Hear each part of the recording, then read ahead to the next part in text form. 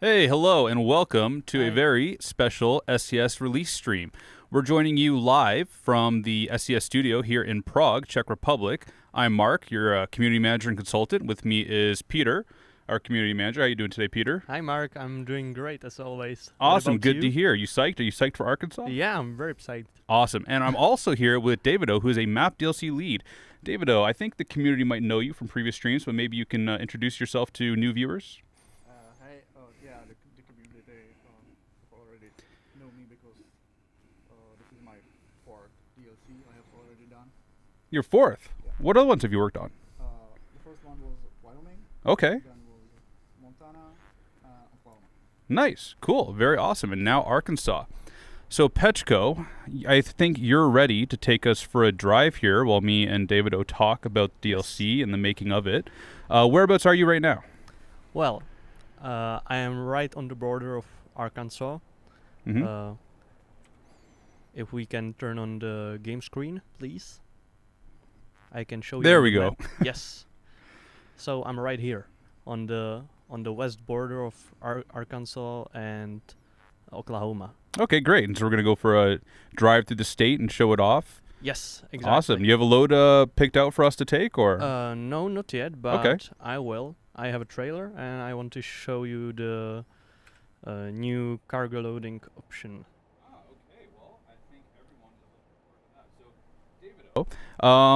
This is your fourth DLC, and how long ago did you guys start working on Arkansas? Because this is something I think the community has been following along for quite a while. All the blog posts and everything, watching you guys kind of develop the state. So, how long ago did you guys start work on it? It was, I don't know, maybe in April last year. Okay. Usually the first work starts with in pre-production. This is the section or just the period when me and my best senior guys jump on the next project Mm-hmm. during the ongoing project. Right. And we start to prepare rough layout. We choose the cities and settlements. We have to find out how the economy will work. Okay.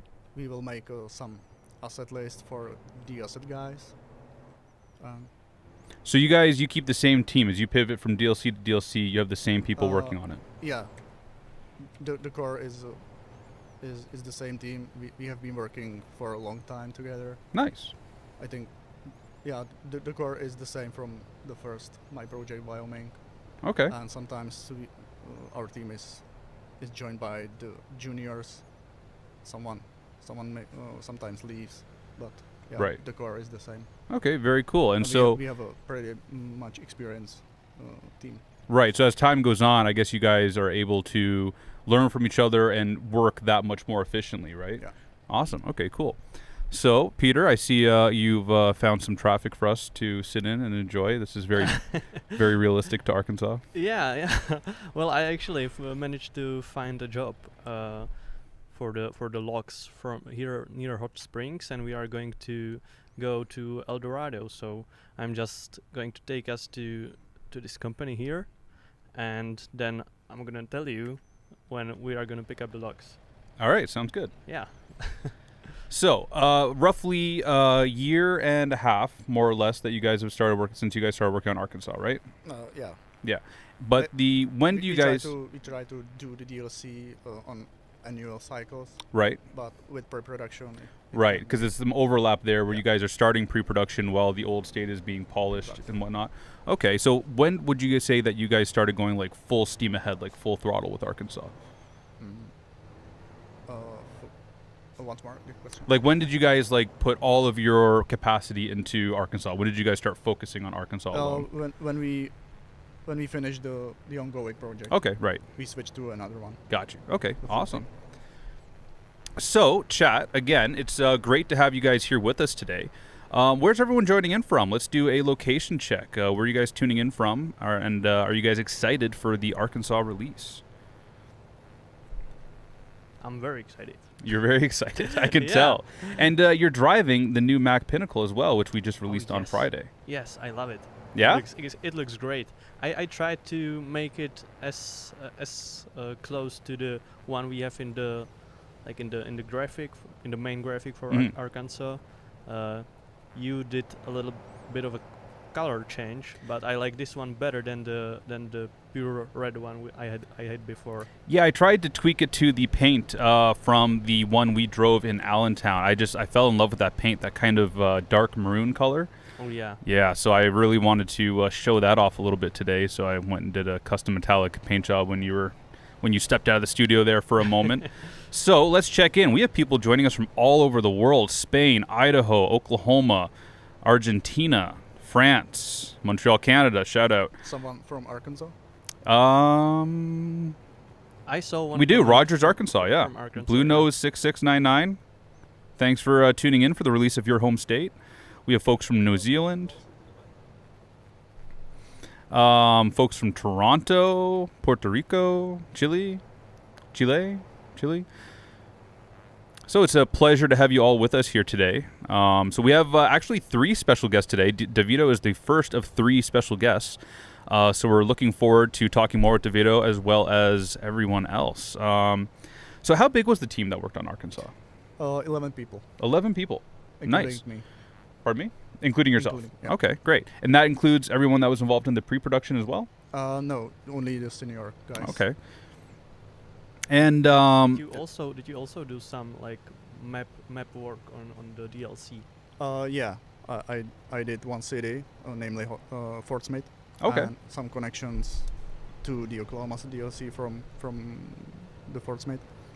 so when you guys are working on these states, is like everyone kind of working on like specific things? yeah. Like is there a guy working on roads and a guy working on truck stops? Exactly. Or do you guys sort of have like sectors Uh, you'll tackle, like cities you'll tackle? Everyone has usually one city Okay. and some parts of the roads, and we have a specialist for truck stops, rest areas, Hmm. and we have a specialist also for the vegetation. And now the specialists, do they just kind of evolve into this role, or is this something that you guys like? You pick a guy and say you're doing truck stops now. Road specialist mainly works on roads and junctions, Mhm. rest areas, truck stops, Right. controlling the smooth or rough layout.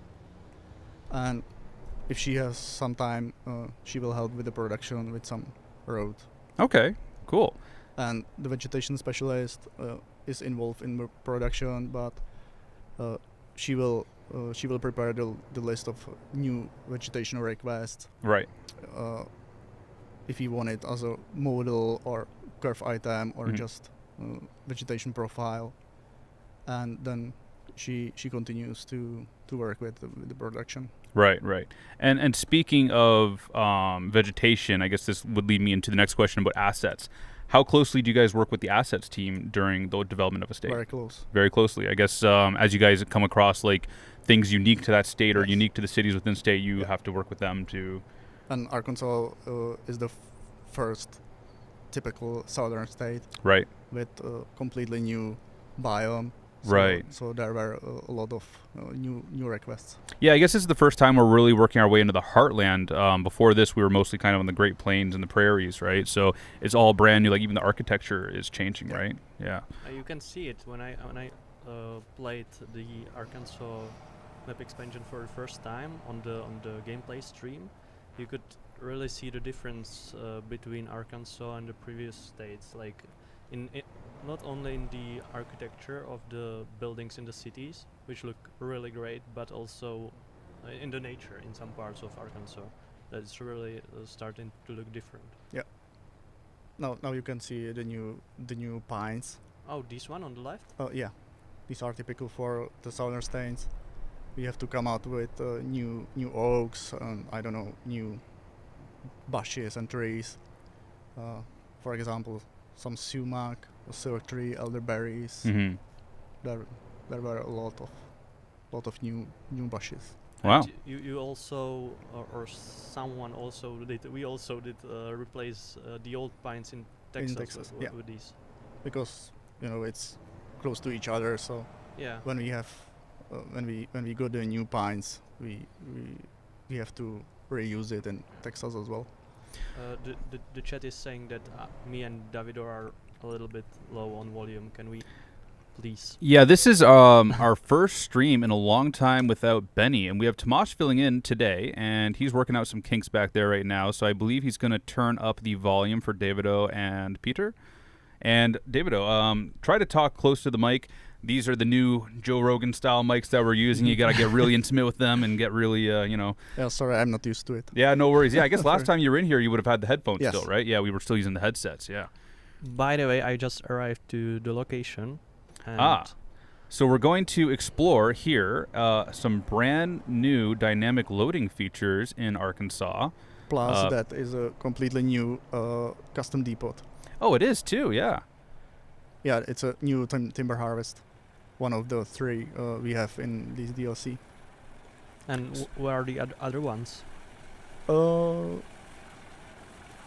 The other ones, one is closer to Harrison, city of Harrison, and the third one is, I don't know at the moment. This one is close to Hot Springs. Yeah, Okay. Yes. I think the last one is close to El Dorado. Mm-hmm. I'm not sure at this moment. Yeah, but the depots look really nice. And this feature is amazing as well, as I'm sure our community already told us when we announced it. Now, is this something you guys requested when you guys were building Arkansas, or is this something that was kind of already planned and in the works? We've come up with the animating loading and unloading for the first time in Nebraska, if I'm correct. And this one is another level of this feature. Mm-hmm. In Arkansas, has a typical industry are the forestry. Mm-hmm. So we decided to come up with loading and unloading of logs. It makes sense for us the most. I got to be honest, that actually kind of surprised me because I've done a lot of trucking through Arkansas as a steel hauler and when I was hauling a bulk food grade tanker. But I guess I never really paid attention that much, or maybe I wasn't on the back roads enough to really realize that forestry was such a big part of the Arkansas economy. But I guess you guys did your research and Yes. this was something you guys stumbled upon, that this was actually a huge part of their economy. Yeah. And Besides the new timber harvest, there are completely reworked paper mills and sawmills as well. okay. So it completes the whole chain of this industry. And was there any other new industries or industries that you found about Arkansas that kind of surprised you about how prominent they were? Yeah, there is actually one completely new industry, namely the Bromine factory, because the Arkansas is the only state where can be found the Bromine factory Mhm. or the Bromine, I don't know, itself. Like the manufacturing? Yeah. It's one of the world's largest producers Yes. of bromine, right? Yes. And we have this factory in the game as well. It can be found under the El Dorado. And with that, it's connected to new bromine trailers Mhm. or containers. Yeah, we have brand new containers cargo. to haul as a cargo Yeah. to and from these factories. Awesome. If we get the opportunity, I want to take a look there at the factory. Okay. We are actually not going to be so far away when we deliver these logs. So Yeah, that'd be really cool if we can grab a container trailer and go check that out. yeah, So I can see we also have SCS software joining us, which I can imagine must be your brother Namiro. So he's tuning in and keeping an eye on us. And we also have Benny joining us in the chat. So chat, make sure you say hi to Benny1. He's not here in the studio, but he's here in the chat with us today. So as far as the learning about the economy of the state and learning about what kind of cargoes that are going to be needed and all that, that's something that's done also in the pre-production phase, obviously. And you guys have to work pretty closely with research for all that. Yeah, research helps a lot helps a lot to us because everything what we need, we get from there, from Right. them. Mm-hmm. Before we start, they are prepared for us. I don't know, the economy in all cities, where can the services and truck dealers can be found. What's new or typical for that state, Right. but they even are able to prepare a presentation for us, Okay.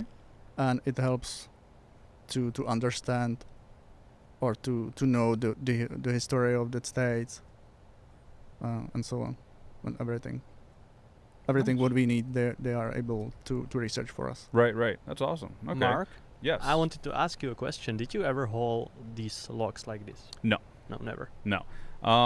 So I exclusively, when I was driving truck, hauled, I shouldn't say exclusively, but I primarily hauled steel on flatbeds, which I believe we have a new steel cargo for this DLC as well, right? Some big I-beams or girders or something? I'm not sure. I can't remember. There's so many things going on these days. There are new SUVs, some packed lumber, I think, Yes, yep. Bromine trailer, And some new air compressor. or Yep. Yeah, the skidder for the DLC machinery. I was gonna say, yeah, the forest machinery update's also getting an Yeah. update. The forest machinery DLC is also getting an update with this release as well. And there's gonna be a new bundle, I believe, as well on Steam that you'll be able to purchase both Arkansas and the Forestry DLC together if you don't already have it. Mm-hmm. Right, Peter? Yeah, that's true. Mhm. It's gonna be called the Arkansas bundle. Like a saw blade. Yeah. That's clever. Did you come up with that? No, I No? didn't. I would love to, but I didn't. It's a fun name for it, and an accurate one. Yeah, but it's gonna be on Steam, I think, with the release of the Arkansas DLC. Awesome, and that is going to happen in just a few short hours. So stick around and learn everything you can before the release. So, was there in the whole research process, was there anything that you learned about from research about the economy of the state where there was something, say, you wanted to include but it didn't make sense to, or vice versa? I think the best research for us was the personal experience with Arkansas, because we were there in September last year. Oh, you guys traveled there. Yeah. Check it out. Yeah, Awesome. I was a part of a road trip team to Arkansas. Nice. Besides that, we visited many states from the southern side. Okay. We were traveling to Houston, Texas, Right. because it was the easiest connection to there from Prague. Mm-hmm. And then we hired a car and went through the old cities on I-10 to Louisiana. So we visited the cities like Lake Charles, Fayetteville, Mm-hmm. Baton Rouge, and New Orleans, of course. Mm-hmm. And we made several stops at the interesting places such as Oak Alley Plantation. We were the Gulf of Mexico in Port Fourchon. Right. I don't know. Do you know the Port Fourchon in No, I Louisiana? don't. It's quite interesting area because it's close to the ocean or Mexican Gulf of Mexico, Mm-hmm. and it's a big area. And it's interesting because you take a road. You are traveling on the bridge which is built on the water, so you can see Oh, yes. all you can see around is water Right. or just landscape flooded. This was in New Orleans, right? Yeah. Yes. Yeah. When you're traveling from the north side into New Orleans Yes. southbound. Yes. Yes. It's a dead end. Oh, is it? Yeah, because you will end up in Port Fourchon and you have to come back. Oh, the there's- same way, right? Yeah. Oh, wow. Okay. And the whole area is pretty abandoned, destroyed, and dirty. Yeah. I think Mhm. it's more due to the frequent hurricanes there. Yeah, especially after the big hurricane Yeah. back in 2007. I remember going through about, maybe it must have been about 6 or 7 years after, and I couldn't believe that there was still like effects of that. Yeah. Like the devastation that happened to that city is just unreal. Really hard to appreciate unless you see it with your own eyes. So I guess you guys did see some of that with your own eyes even Yes. last year. So that's quite something. So how many of you guys went on this trip to the U.S.? 5 guys. 5. Nice. Me And from and different my- map teams, or all from your team, or? 4 guys from my team Mm-hmm. plus 1 asset guy. Nice. And did you Awesome. also I'm not sure if you didn't say that already, but did you also visit other states other than Yeah, Arkansas? After Louisiana, where we spent a few days, so we traveled to north across the Mississippi Mm-hmm. to Memphis in Tennessee, Okay. and then we crossed the river Mississippi and end up with a stop at the West Memphis. Mm. Do you know there? I know West Memphis. Yeah. There is a big trucking hub with a lot of truck stops. I think there are maybe 4 truck stops, the most Yeah, famous easily ones. like in a span of like 10 miles, there's got to be probably Yeah. 6 or 7 truck stops. But there's one section where there's where I think it's right where 55 comes down and meets what is 40. it? 40. Yeah. And there's like 3 truck stops on each corner, Yes. right? And they're all big ones too. Yeah. There's the Petro, the Pilot, and Hurts or Loves. Loves. Yeah. In our game, Hurts. Phoenix now. Phoenix. Phoenix. Okay. Yeah. That's right. So yeah. Go ahead. We made a stop there and admire the truck stop, big truck stop there. So this isn't So this isn't your first trip to the U.S. though, right? No, not for me, Mhm. but for many guys, yeah. Yeah. And what was it like for you guys being there and seeing everything in person, from the trucks to the state and everything? I know it's not your first time, but maybe for the guy who was his first time, was he really kind of like awestruck by like just the difference of it, or was it more like, did you guys kind of expect it after working on ATS for so many years? Yeah, it was quite a special moment for everyone. I think that to see the big truck stops and the US trucks completely looks different Mhm. from the European, and everything is much more bigger in US. Yeah, like even the truck stops, like here the truck stops are quite small. Like in generally they're just kind of rest areas on the side of the road. And you can fit like maybe in a big one you might be able to fit 30, 40 trucks. You go to some of these American truck stops and some of them fit like 250, 300 trucks, right? So yeah, it's quite different industry altogether. So And when we saw it, it was clear to us that we have to get this area into the game as well. So Mhm. the players will be able to get to the West Memphis. Absolutely. Yeah, because West Memphis is actually in Arkansas, right? It's on the west side of the Yeah. Mississippi. Yeah. So how much of this kind of directs you when you're building the state? Like how much of the what am I trying to say here?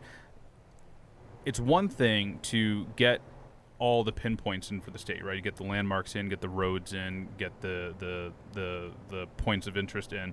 How much of that is important, but how much of it is maybe overridden by trying to capture the feel of the state that you felt when you were there? We always try to cover the whole state, Mhm. or the entire state. I don't know. We have to try to fool the every corner of the state, Right. especially with the size of the states like Arkansas is. Mm-hmm. Yeah, we try to choose the bigger cities, but the ratio between the cities and roads have to be, I don't know, the same or. Yeah, you always kind of have to consider like the scale, because Yeah. we're in the 1 to 19 scale, so you always have to consider the size of the city versus the size of the roads in between Yes. the cities, right? Makes sense. So is there anything you guys are especially proud of having built Arkansas? Is there any part of Arkansas where you guys feel like, you really went above and beyond? I think that the cities are much more accurate and beautiful. Mm. I think that namely Hot Springs is pretty well made. Yeah? It's a really nice city. It's a small town, spa town, Mm. and it's interesting because it has a promenade with a bathhouse row. Okay. And Oh, When there's we- a detour. Sorry. Peter, To you are the interrupt king you. of... Can you get around it? Can you do a little sneaky sneak? No? I'm not sure. I don't. No, it's too late. You're committed now. You gotta keep going. There's a crashed truck. You have the worst luck with detours. Do I? Yeah. Oh, well, it looks like I'm gonna have to go a little bit That's into Texas not and so bad. and then come back. Yeah. You're going to Texas and then coming back to Arkansas? Yeah, but Okay. actually, there was a Texas sign right about here, so I guess there's a border there. Hmm. So we, at least according to the sign, we were in Texas for a bit, for a few meters, I would say. So, how was Arkansas? What was your general opinion about Arkansas when you were there in person? I think the Arkansas has the nickname the nature state, Mm-hmm. and I think that it's certainly justified. Yeah? Yeah, because everything you go, you can see a lot of trees, rivers and swamps. That was completely new for us, but it was fun to create these locations like swamps. It must be a nice change too, because you mentioned the previous states you did, which were Wyoming. Sorry, refresh my memory. Oklahoma. Oklahoma. Yes. So like these are kind of very comparatively kind of, you know, the biome is kind of the same across the state for the most part, right? Like there's not a lot of change, not a lot of variety. So come into this new state with this very dense bush and the swamps, like you said, that must have been like a really nice change of pace as well. Yeah. I have a pretty much experienced team, and they are full of creative people. So the state like Arkansas fits much more to us or to my team than I don't know, Nebraska or Oklahoma. Right. Okay, cool. So, how's your DLC coming there, Peter? My DLC? Sorry, your detour. You are in the DLC, but how's the DLC, Peter? What do you think of it so far? Well, it looks great. So far, it looks great. But my detours, I just reached the point where I'm coming back, so shouldn't take too long. We actually are not too far away from our destination, so. You know, we got a saying in trucking. It's called "keep the left door closed." Yeah, that makes sense. Yeah, the more you keep the left door closed, the faster you go, right? Because every time you open the left door at a rest area or truck stop, it costs you time. Well, you need to keep the pause menu closed. Get truck in there. Come on. Okay. But, I mean, some of the chat was being a little bit critical of your driving, but I wasn't paying attention. What happened, Petchko? What'd you do? I had just a minor crash. Oh, chat. Because Is he worse than Nemiro? I mean, that's a high bar. That's a high bar. I think I had a little bit too much crashes in the past. I do see a little bit of red on that truck icon, and I feel bad because, you know, Mac gave us this beautiful Mac Pinnacle pedigree truck to drive with the, you know, MP8 engine or MP7 engine and everything, and you're just beating it up. Well, I saw a truck in front of me and I wanted to slow down, but I pushed on the wrong pedal, so I did the exact opposite. Yeah. So, Davido, since we have Namiro here in the chat, what is Namiro's driving like in real life? Because obviously we've seen from the streams that he can be a bit inattentive, to say the least. What's he like in real life? Is he do you like prefer to sit in the back seat so you like can't see what's coming at you? Or I think he's good in real life. He's a good driver? Yeah, I can confirm. I've driven with Namiro in real life, and he's changing the cars often, so. He is? Yeah. Why is that? Does he keep totaling them? Or? I don't know. He would like to try everything That's fair. What he can. That's fair. Yeah, he bought a new car recently, but I'll let him tell that story. Let's see. What else is going on with Peter? We're still waiting for him to complete his detour. Chat, do you have any questions for Davido about the Arkansas DLC, about what it was like traveling there or the development process? Let's hear it. We're paying attention to you as well. And they want more U.S. typical trucking speech, please. But this is not a Mark stream. This is an Arkansas stream. We're not doing that today. Well, but if you think of something, it's always interesting, you know. I mean, what, Arkansas? I mean, I'm sure everyone probably saw me make a face when we talked about West Memphis, because anyone that's from that area knows what I was making a face about. But I'm not going to go into it. Do you know? Are you aware about the West Memphis? Yeah. It's a pretty rough part of the state. Yeah. It's somebody was mentioning that it could be. I'm not going to go into that. So what was the agriculture like there? Was there very like kind of unique farms and stuff like that, or was it in real life? You mean? Yeah, in real life. Yeah. I'm not sure if there are any unique farms, but we are coming with new custom farms. Oh. Which is the lore from Nebraska. Right. Okay. Yeah, because we have new assets for forestry and new assets for the bromine plant. So we also have new assets or new prefab for the farms. Is there any other industries? We are doing the farms like custom depots. Oh, okay. So each one's going to be unique. Yeah, everyone is unique. Oh, awesome. Okay. As well as grain elevators. Mm. And we are coming in Arkansas with river ports and timber harvest as a new custom depots. Okay, awesome. Yeah, we should maybe stop by some of those and show them, because I haven't been there yet, but from what I heard, they are pretty unique. Yeah, the river ports are pretty unique because they are building like one-on-one to real life references. Mm-hmm. So the player will get to know how these places works. What sorry to interrupt you, but what is that thing behind the trees? Can you see that in the distance? The red one? We're gonna have to drive there and find out. I think it's a part of a sawmill. Yeah, some crane in sawmill. I don't think know how I- it's. Yeah, how in it's the mini called. map there, I think I see a icon for a prefab, so I imagine it's a part of that. It must be really huge. Yes, it is. You will see it right now. Yeah. Oh yeah. Oh, the big cranes. I think it serves to move logs from, I don't know, one point to another, or just log it onto the trailer. Mm-hmm. But it has an animation in our game. Oh, it does. So it's moving around and doing work in the background? Yeah. Awesome.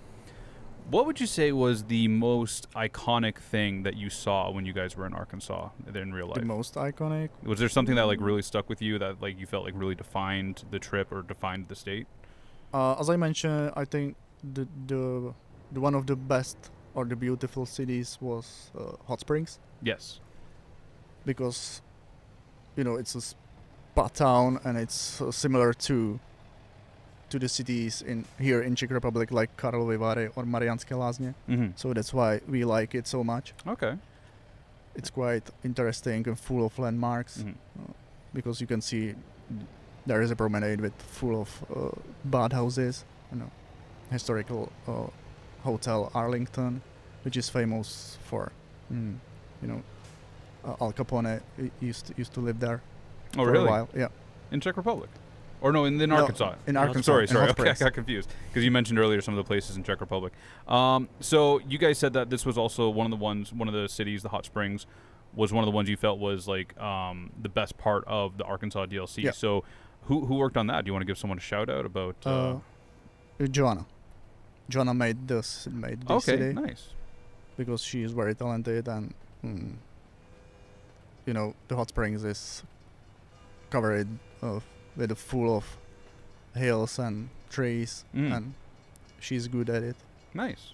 Awesome. And I Well, think she did a pretty good job with that city. Sweet. Well, I'm looking forward to, and I'm sure the chat is looking forward to seeing that as well. So maybe we can try and make it out that way during the stream sometime today, Peter. Yeah, sure. I want to see Hot Springs as well, because from what I've seen from the videos and screenshots, I haven't been there myself yet. But from what I've seen, it looks really nice. So I wanted to check it out as well. Gizmo Fail in the chat says Peter needs a plate on the logs that reads, "I seriously do not break for no one." Is there something that happened, Peter, that you want to tell us about? No. You didn't just rear-end somebody? No, I don't think so. All right. Well, Gizmo Fail, you keep an eye on Peter for us. You let us know if he does anything like that again. Just the one crash and that's it. Just the one. No Yeah, big just deal. the Just one. one. Yeah. Jeez. So, Peter, how far are we from our delivery now? We should be really close. Let me take a look. Yeah, not too far. Okay. We're getting there. 92 miles, 2 hours, so like 10 minutes real life.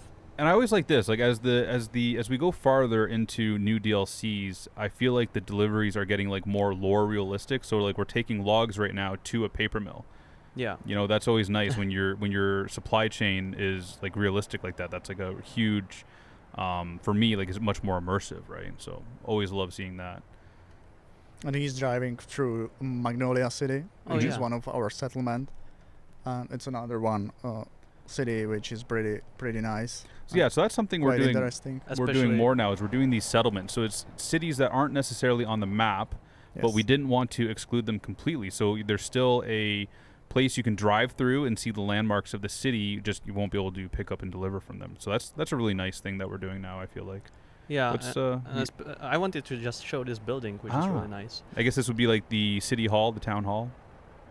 Maybe, I don't know. And these Murals. murals. Yes, very nice. There's more of those murals in Arkansas, in many of the cities, right? Yeah, there are 4 in Magnolia and A few another one are in Hot Springs, Fort Smith. I remember writing a blog about those, and I saw that you are inspired by the real murals you saw there maybe, or you found, right? And I saw the murals, how they look in real life, and how you made them for our game. And some of those are kind of funny because it's really similar, but it's really different as well. Like Because we are not allowed to yeah to make it one-on-one copy.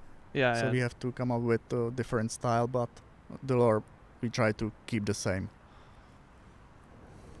I wonder if we run into some other murals, because I don't remember where this one I have in mind is, but there's one with a banana, like a shooting banana. Yeah. Do you remember where it is? It can be found in Fort Smith. Fort Smith. Okay. I know that because I have made that city. Ah yeah. What was the most fun about making Fort Smith? What was the most fun? Most fun in part. Fort Smith? Yeah. I think downtown. Yeah? Yeah, because it's full of landmarks and Mhm. it's the most interesting part of the city. Generally speaking, you would say like the downtown areas of towns are like more entertaining than doing like the more rural areas? Yeah. Yeah, that's fair. And was there did you guys encounter like kind of any challenges where you hit like a roadblock or something that just really kind of made life difficult in the building of the DLC? Nothing specific. Mhm. I think the biggest challenge was and still is with our scale. Mm. We're struggling with that with every DLC because, when we are getting to the east, the states are smaller, and the space is much more or less. Yeah, it's kind of a hard decision trying to decide what's going to be included, what's not going to be Yes. included, and trying to fit everything on the map. Because when we were on the West Coast, I guess we could cheat a little bit sometimes and kind of maybe build into Mhm. the water a little bit with the prairie towns. Yeah. It's easy to, you have the space because sometimes you have miles and miles and miles between cities. Exactly. You can kind of, make that distance a little shorter, have the bigger city that you want to do justice.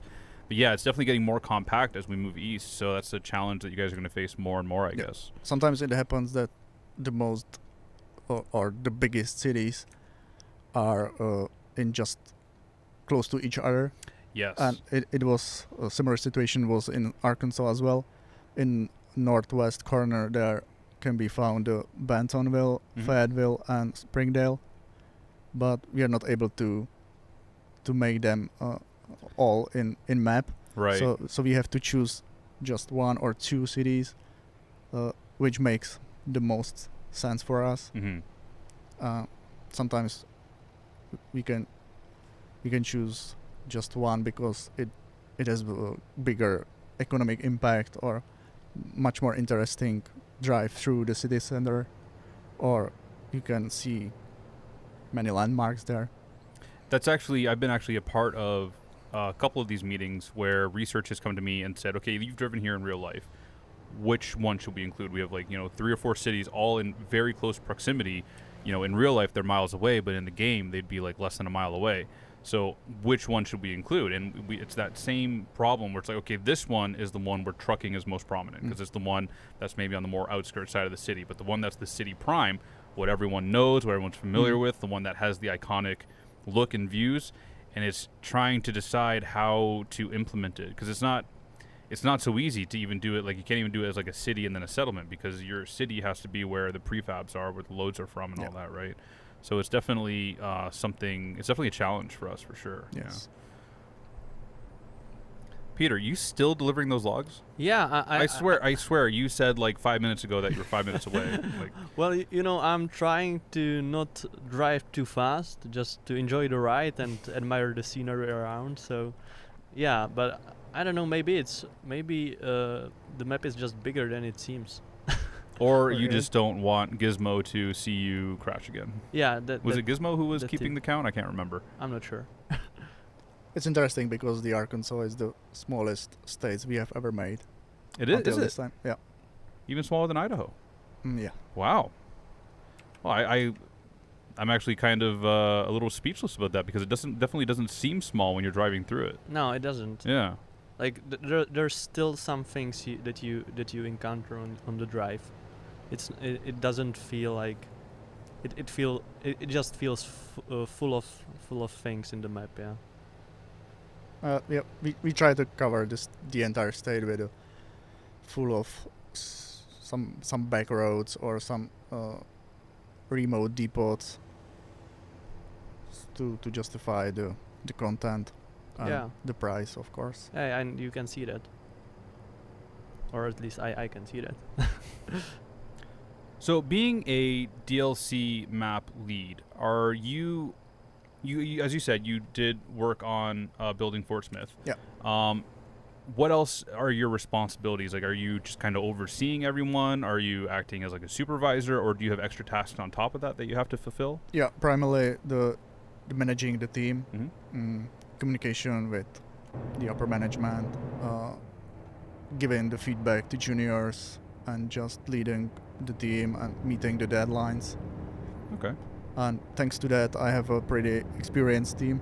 I still have some time to make some part of the DLC, like smaller city, Fort Smith, for example, or some type of roads, some type of depot.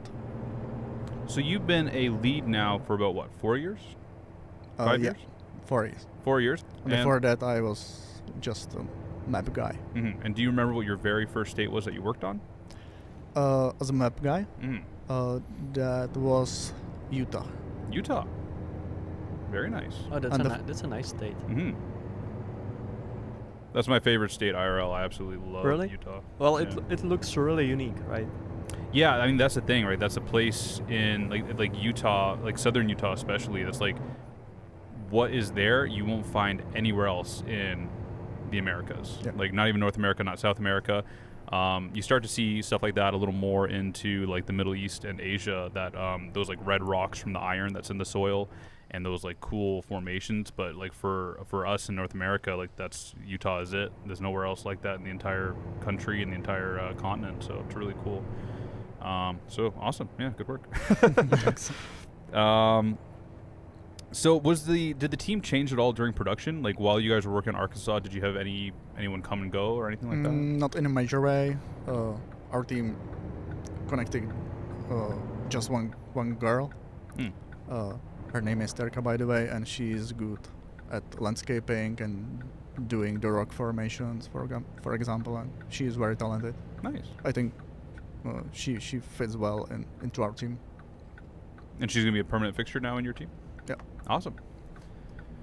So those rocks, you guys hand make all those different rock formations? Like how does that work? I wasn't sure if that was like something that the assets team kind of put together for you guys to place, or if it's something you guys have like a tool for to build, or how does that work? In Arkansas, there are not many rock Mhm. formation, just like it was in Wyoming or in Montana.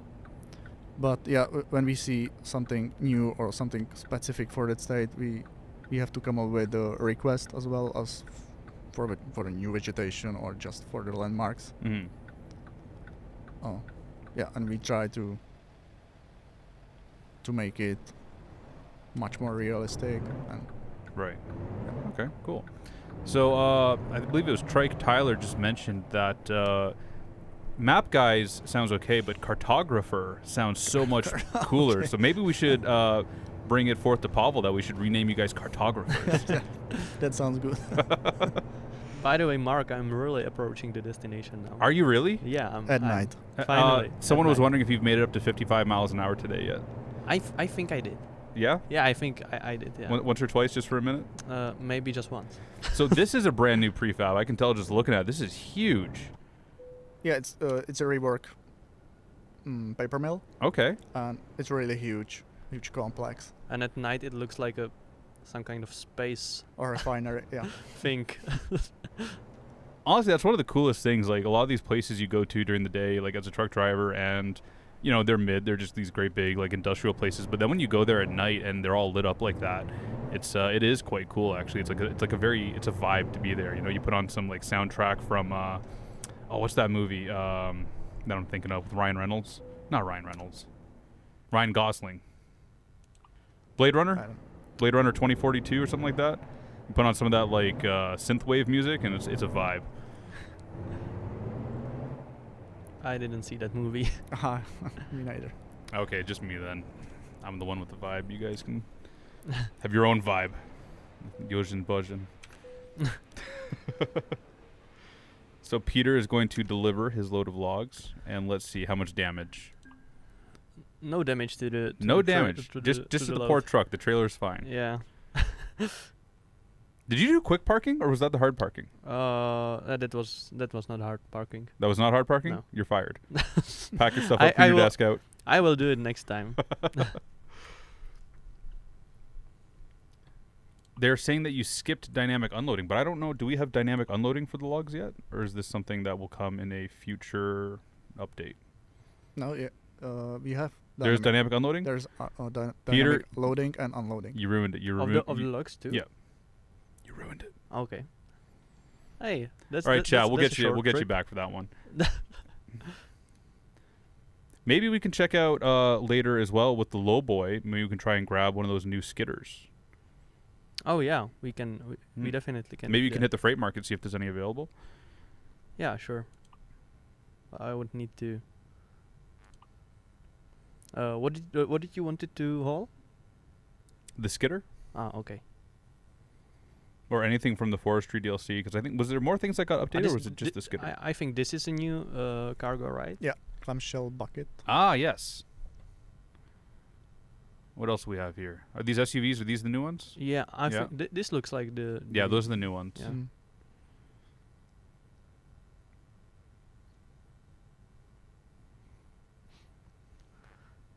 I'm not sure. No skidder. More logs. Ah, logs. We could do another load of logs. That's a short one. But it's from right where we are. Well, like the opposite, actually. Oh yeah, let's not do that then. No, let's try to take something out of the city we're in. Where are we right now? El Dorado. Yeah. Yeah. Near El Dorado, it looks like. So you can just drive to the Bromine factory. Yeah, I guess we can. I wanted to sleep through the night so we can see the map. I have to turn around here. So maybe I'll just find a place to sleep. Is there one nearby? Check your map. Because you don't want to end up driving halfway. Yeah, there's one right there. That's not too bad. There's the factory, right? Yeah. Oh, So, okay. yeah. But you might lose the load. If you go sleep, you might lose the load by the morning. It might time out. Oh, well, there'll be another one, right? Yeah. So, did you guys get the opportunity to include any sort of kind of fun Easter eggs? Yes, we have a few Easter eggs as always, Yeah. but we try not to overdo things like that. Only when it makes sense to us and it's easy to implement into the game. Right. And what about hidden roads? That's always something that the community is very. It's like an immediate search. Who can find the hidden roads first? Do we have a few in this map? Yeah, there can be found a few hidden roads or hidden areas. Something that is made from real references. Mm-hmm. Something is made by design. Nice. Yeah, and So- they are really beautiful. These unmarked roads, from what I've seen, at least.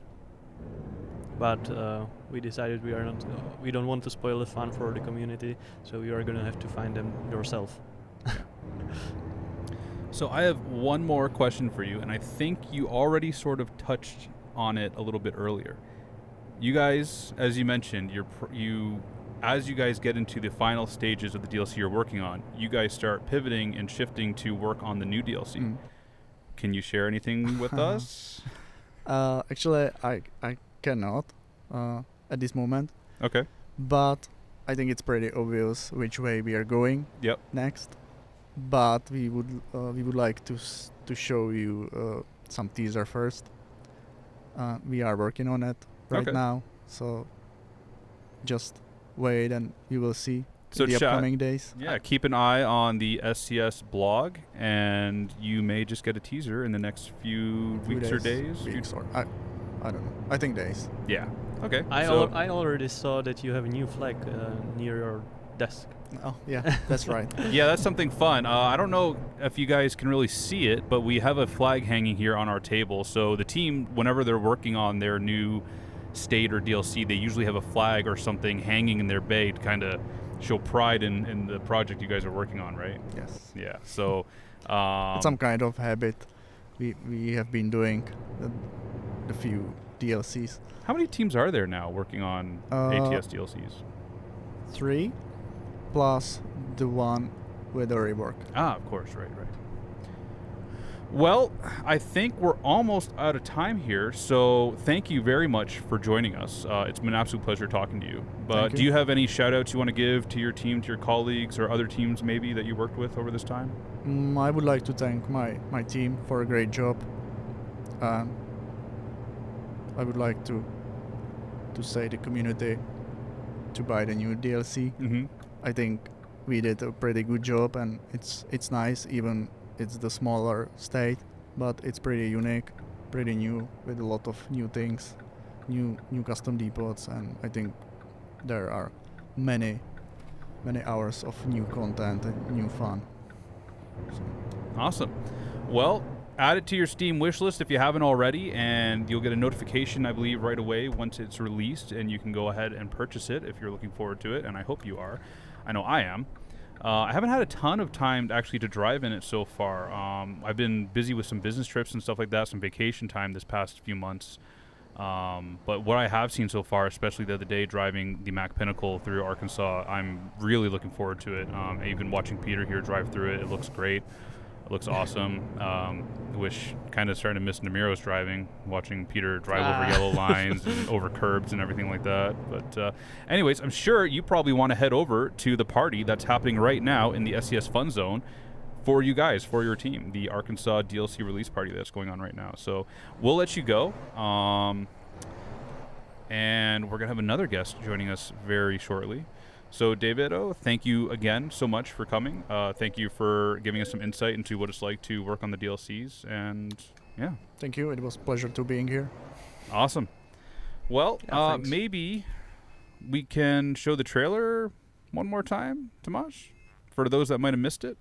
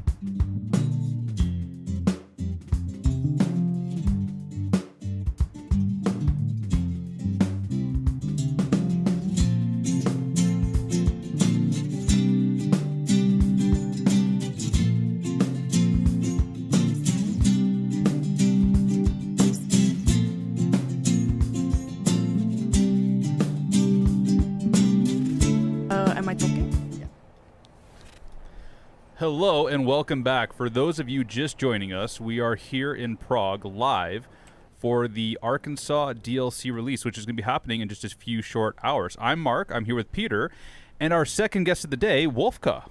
Hi. So, Wolfka, what do you do here at SCS? At SCS, I'm usually working on toys, either for cruising events or for other DLCs which require them. Nice. And what team are you in? Are you in like assets team, or who are you working with? I work at the vehicles department. Okay. So vehicles team. Okay, that makes sense because I guess you're primarily doing things that are going to be in the trucks, the toys. Yes, and exactly. Yeah. Okay, nice. So, can you tell us a little bit about the toys that we're going to be seeing? Of course. Yeah. The new toys will be the beautiful and beautiful and small fawn, white-tailed doe. Mm-hmm. So, for toy seat and for bed slot. And as a hanging item, we have apple blossom. So an apple blossom that's going to be hanging is like made of glass. That's kind of the sun. It's made of pink gold with diamonds. Very nice. Yeah, because that's kind of a theme that we've started doing, I guess, or you've started doing, I should say, with these hanging ornaments. Is they're very kind of elegant, like a lot of like kind of like metallic. With precious metals and exactly. state gems. Mm-hmm. All right, that's cool. That's awesome. And I know everyone is looking forward to the fawn, the fawn plushie, because I see it all the time in the forums, in the chat. People are talking about, the gecko, or there's been quite a few now. What was your favorite one to build? Favorite one was actually the first one I made for a cruising event, and it was a Triceratops plush, because dinosaurs are awesome. Of course, yeah. I mean, who can argue with that? How long have you been with SCS? I actually checked it today, and it's been 6 years. 6 years, nice, congratulations. And when did you start working on these cabin accessories and toys? I think it was about 4 years ago, but I'm not sure. Maybe 4 years and a few months. And these plushies, they haven't always been something they've done. I feel like that's something we started doing maybe just like 3 years ago, the plushies? No. It was longer than that? It was longer than that. Okay, and was it your idea to start doing the plushies? No, it wasn't my idea. They were done before that, but with me I started to doing them more. Mm-hmm. I think the Dracula cat, I can't remember his name now. What was it? Count Catula? Count Catula. That was my favorite from the Halloween. That was from the last year's Halloween? Yeah, that one is my favorite by far. That was awesome. Just adorable little vampire cat. I love him. I would die for him. I just wanted to ask, what did you do before that here in SCS? Before that, I worked at Europe Assets Department. Mm-hmm. And the most, the best asset I made and the most I'm proud of was Brown Castle. Oh, yeah. And are you the only one that makes those those toys and plushies and stuff like that? Mostly yes, but sometimes my colleagues do them as well when I'm on vacation or I need a little bit of help. So do you also work on other cabin accessories as well, or other toys that might come with different DLCs as well? Yeah, I work on all toys. Okay, nice. And how does that kind of start? Like how does that decision process start about what toys are going to be made for what DLC?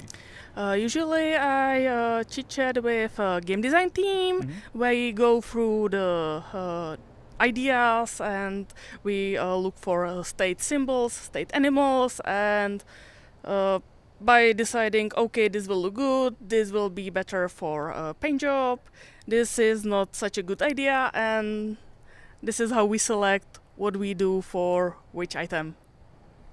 Okay. So working with World of Trucks, how do you guys get the inspiration? I guess that's kind of the question I just asked, isn't it? Sort of. I was gonna say what factors go into deciding what'll go into it? Like, is it because obviously there's so many symbols, so many things you could choose for a given state, right? Yeah, there are so many symbols, but I guess it wouldn't be a good idea to create toy from thing which is not looking good, like. True. Yeah, you definitely want something that's kind of like hyping the state or building upon its Yeah, legacy. yeah. That makes sense, of course.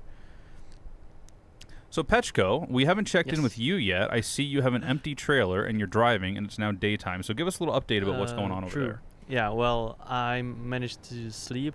I guess everyone watching before the break saw that. And now we are continuing our way to the Bromine factory, which we wanted to show you because it's pretty unique. It's a brand new depot in our game, and yeah, it's actually it actually has a real world counterpart because near El Dorado in Arkansas there's also a bromine factory because Arkansas is I don't know if it's one of the world's like most prominent producers of bromine or just in the USA. I don't want to lie to you, but I think the production of bromine in Arkansas makes like 40% of the world's production. And we also have the new cargo, the bromine container, which we will maybe haul today, but I'm not sure because I checked the job offers and they were actually all really far away. So maybe maybe we will see. But at least I wanted to show you the factory because it's unique. Okay, cool. So this is the Bromine factory here. Yes, exactly. And Okay. and as you can see over there are the bromine containers that you can haul actually. Ah, I see. Yeah. Yeah. Very cool. So, getting back to my favorite subject, the World of Truck plushies. How many iterations do you typically have to go through before you land on one that you think is ready to be put in the game? Well, it's quite different state to state because sometimes I see for example, state animal, and I know exactly how it would look like in the plush form. And sometimes there are quite a lot of iterations of plushies and different poses, a lot of sketches. And then we decide together with a game design team which one will be the best. Okay, makes sense. And what is your preference for you? What do you like working on the most? Do you prefer working on like the hanging items, the kind of more elegant things with like the sharper edges, or do you like the plushies? To be honest, plushies are the best. I think so as well. I mean, going back to Count Catula there, like I just it's not. I can't drive my truck without having him in the passenger seat as my co-pilot. Absolutely. Yeah. Tomasz, maybe you can switch to the second streaming station really quick, and we can actually go through the Cruising Arkansas event really quickly. What do you think? Yeah, there it is. So I just have it up here. It's on the SCS blog right now if you guys at home want to check it out and read for yourself. But basically, we've outlined a Cruising Arkansas event, which is going to start immediately when Arkansas is released. And we have a community goal of driving 125 million miles. Any load to or from the state of Arkansas will contribute. And you will get, as a goal or as a reward, the Diamond Apple Blossom Pendant. You can see that right here. Something Wolfka here with us made. Yeah. And this is the one that's kind of done in the rose gold. Yeah, it's done in rose gold. Very nice. So is apple orchards are pretty common in Arkansas then? Yeah. Yeah? Cool. They should be. Yeah, I guess so. As far as I know. And then for any time you take an external contract or external market job to or from the city of Pine Bluff, you'll earn this adorable, fluffy, white-tailed deer. Look at that, guys. Isn't that adorable? It's so innocent looking. Look at that. Oh, he's so cute. Yeah. Looking at him, Bambi looks like his evil brother. There you go. Did you also make the mammoth plushie? Yeah. That was also my work. And that was for the Cruising Nebraska event? Yeah, I it was think, for yeah. Nebraska, Yeah, and inspiration was Mammoth Archie. Yeah, that was one of my favorites as well. That looks so cute, and I think the community also really liked it when we were showing it on social media and stuff like that. Yeah, That's great to hear. So what program do you actually... We I don't know if you tuned in, but we recently had a modeling stream with Andy from the vehicles team as well, your colleague. And I got to see firsthand modeling a plate of Smajak. So, do you work in the same program, Maya, as well? Yeah. I Yeah. also work in Maya. Usually I start with sketches, either on Procreate or on Grid Studio. Mm-hmm. Then after the sketches are done, I go to Maya, model it, create UVs, Mm-hmm. and then texture it in Substance Painter. So, is it kind of difficult for you because you're using very different sort of textures and like just the whole feel of it, like meant to be kind of this soft, malleable material, as opposed to trucks, which are hard, stiff steel. Are you using a whole different set of tools, or?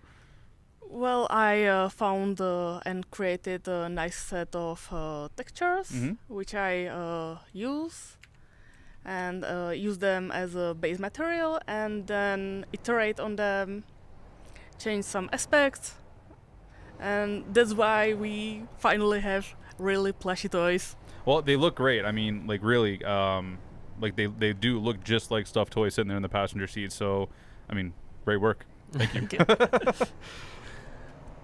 Petchko driving like a Formula One driver over there. Well, I wanted to find a suitable job for us, like wanted to show some new cargo that we have Mhm. here, or maybe. And what, there was no cargo there for us? Well, yeah, I didn't find anything that would be like ideal. Oh. It was either to a whole different state or not a new cargo. So I guess I'm gonna ride for a bit just without cargo, just somewhere. But maybe we can ask the chat about what part of map they wanted to see. Yeah, chat. If there is a part of the map that you would like to see Peter hauling a load of sailboat fuel to, let us know, and we can definitely drive there and check it out. I think definitely we have to go check out Fort Smith. And what was the other one? Hot Springs. Hot Springs we have to go to as well. Oh yeah, we do. We got to swing we by do. Hot Springs. And also, I think there's there's a scenic town called Lake Village, if I'm not mistaken. Okay. Oh, like a settlement. Yep. Yeah, and there's an Oxbow Lake. I think it's I'm not sure, but I think it's one of the biggest in the U.S. So maybe One of the biggest what? Sorry. Oxbow Lake. It's Oh, one of the biggest lakes. yeah, it's a lake that was a part of a river, but it's not a part of a river anymore. If you know what I mean. Like it got cut off. Yeah, exactly. Okay. Yeah. Oh, okay. And now it's just a lake in a C shape. I think it's somewhere here. Let's go check it out. So maybe we can check it out because and even the settlement looked really nice on the pictures. So yeah, and maybe after that we will find some suitable job. I have a question for both of you. Mm-hmm. Before you guys heard me say the name of the state, how would you guys have pronounced the name of this state? Well, if I didn't know it, I would say Arkansas. Arkansas? Yes. Arkansas. Arkansas? Arkansas? Okay, we're getting there. It's like each one's a little closer to the one before. Yeah, that's something I encountered a lot when I first got here. Everyone was talking about Arkansas or Arkansas or something like that. You guys really want to pronounce that last S. But I can't blame you. I mean, It makes sense, I can't right? pronounce a single Czech word that exists in all of humanity, so I can't say anything. I mean, Řízek. what? Řízek. I can't say the number 4. Yeah, that's a Like, hard one. that was like one of the first things when I went to Czech lessons. They're like, okay, jedna, dva, tři. I can't even say 3 properly, and then 4. How do you say 4? 4. Yeah, Try. Čtyři. Pretty good. Yeah, that's good. But I have to cough it out of my mouth. Like I can't say it naturally. It was like čtyři. Čtyři. I can't do it. Sorry, chat. I can't speak Czech. Mark, but even for like a US speaker, I think it's not like a natural way you would pronounce it, right? No, that's something I've noticed. And I think like I notice it like when I watch you guys talking and I listen to the accent. It seems like you guys talk very much at the front of your mouth. Like your tongue is like near near your front teeth. Whereas with Americans and Canadians, we have this kind of not quite guttural way of talking, but we definitely talk from the back of our mouth, and we kind of like have these ups and downs in the language. Where you guys, like sometimes I listen to like say Namiro talking in Czech when he's like yelling at his like internet provider or something like that, and he's really angry. And it's just like nothing, like his tongue never comes off his teeth. You know what I mean? It's just the way Czech is and the way that language has evolved separately from English, or all other languages evolved separately from each other. Yeah. Yeah, but it's crazy because you guys make sounds I cannot even try to make. It's ridiculous for me, like ridiculous, not ridiculous. Not that Czech is ridiculous. I mean, it is, but. So when you are working on these plushies, are you working within a strict set of guidelines, or are you kind of free to come up with the like when you guys decide on you're going to build something? Let's say this time you guys decided you were going to build the fawn. Was it kind of like, did you have strict guidelines about how it should look or what it should be, or was it just kind of like, okay, we're going to build a fawn and you have the freedom to decide how it will look? Well, usually I'm kind of free to like search for the correct shape and all the aspects, and it's not me who decides which one phone it will be, Mm-hmm. but I can say, okay, this one is not a good idea, we should go with this one, it will look much better in the end. Okay, I get that. And for the most part, I guess everyone trusts you because you've done exceptional work up until now, right? So, Thank you. especially with the Triceratops. Do you know how many plushies did you make? No idea. This is a lot now. A lot. Yeah. I mean, you can head on to the Steam marketplace and you can see all the plushies that were available because users are able to trade them on there, right? Yeah, but let's not forget all those DLC plushies like JCB. Mm-hmm. Yep. Yep. And you did those as well, of course. Yes. Yeah. So you do like the mugs and everything as well? Yeah, usually yes, but some small items. I'm trying to teach my colleagues how to create toys, so some of them are made by my colleagues. Nice. Awesome. Yeah, I guess the more people that you can have to help you with them, the more freedom you have to take on personal endeavors and vacation time and stuff like that, right? Of course, that's always important. Petro, how's that load of sailboat fuel going? Load of what? Sailboat fuel. Sailboat fuel. Yeah. Well, it's going good. Yeah? Do you know what that means? Yeah, it took me a while. Max Verstappen got it in the chat right away when I said it. So that's something that we say as truckers. Is kind of like a funny slang thing to say that you're hauling sailboat fuel. You're hauling air, Yeah, right? but don't sailboats also usually have an engine? And Stop overcomplicating it. It was Okay, funny. You're ruining it. I swear, these people. So, how long would you say this font took you to create? I guess from start to end, from the first sketch Mhm. till the finished product, it was probably 4 days. Oh, wow. That's not bad. It's quite fast. Yeah. And did you need to make some adjustments afterwards? Well, usually after a model is made, first I show other people how it looks without textures. Mm-hmm. We decide on the correct pose and everything, and then I apply textures and it's done. Very cool. But sometimes I need to fix some parts because it doesn't look good in our game, or it's too dark or light, and or there are some problems.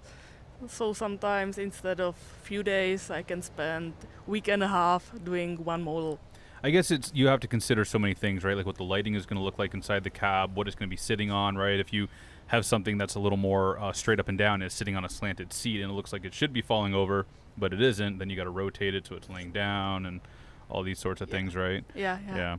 What would you say is like the biggest sort of challenge that you face when making these plushies? Is there something that kind of can be a real Usually problem? it's triangle limit because I want to give them so much love, so Mhm. many triangles, and then I hit the limit and I'm like, yeah, what should I do? Where should I reduce it? Yeah, I think that's something everyone is always fighting all the time. I mean, everyone wants to do the best work possible that they can to do justice for whatever it is they're working on, but you know, we have those limits to work within, right? Because obviously our players want to get more than 3 frames a second, right? Yeah.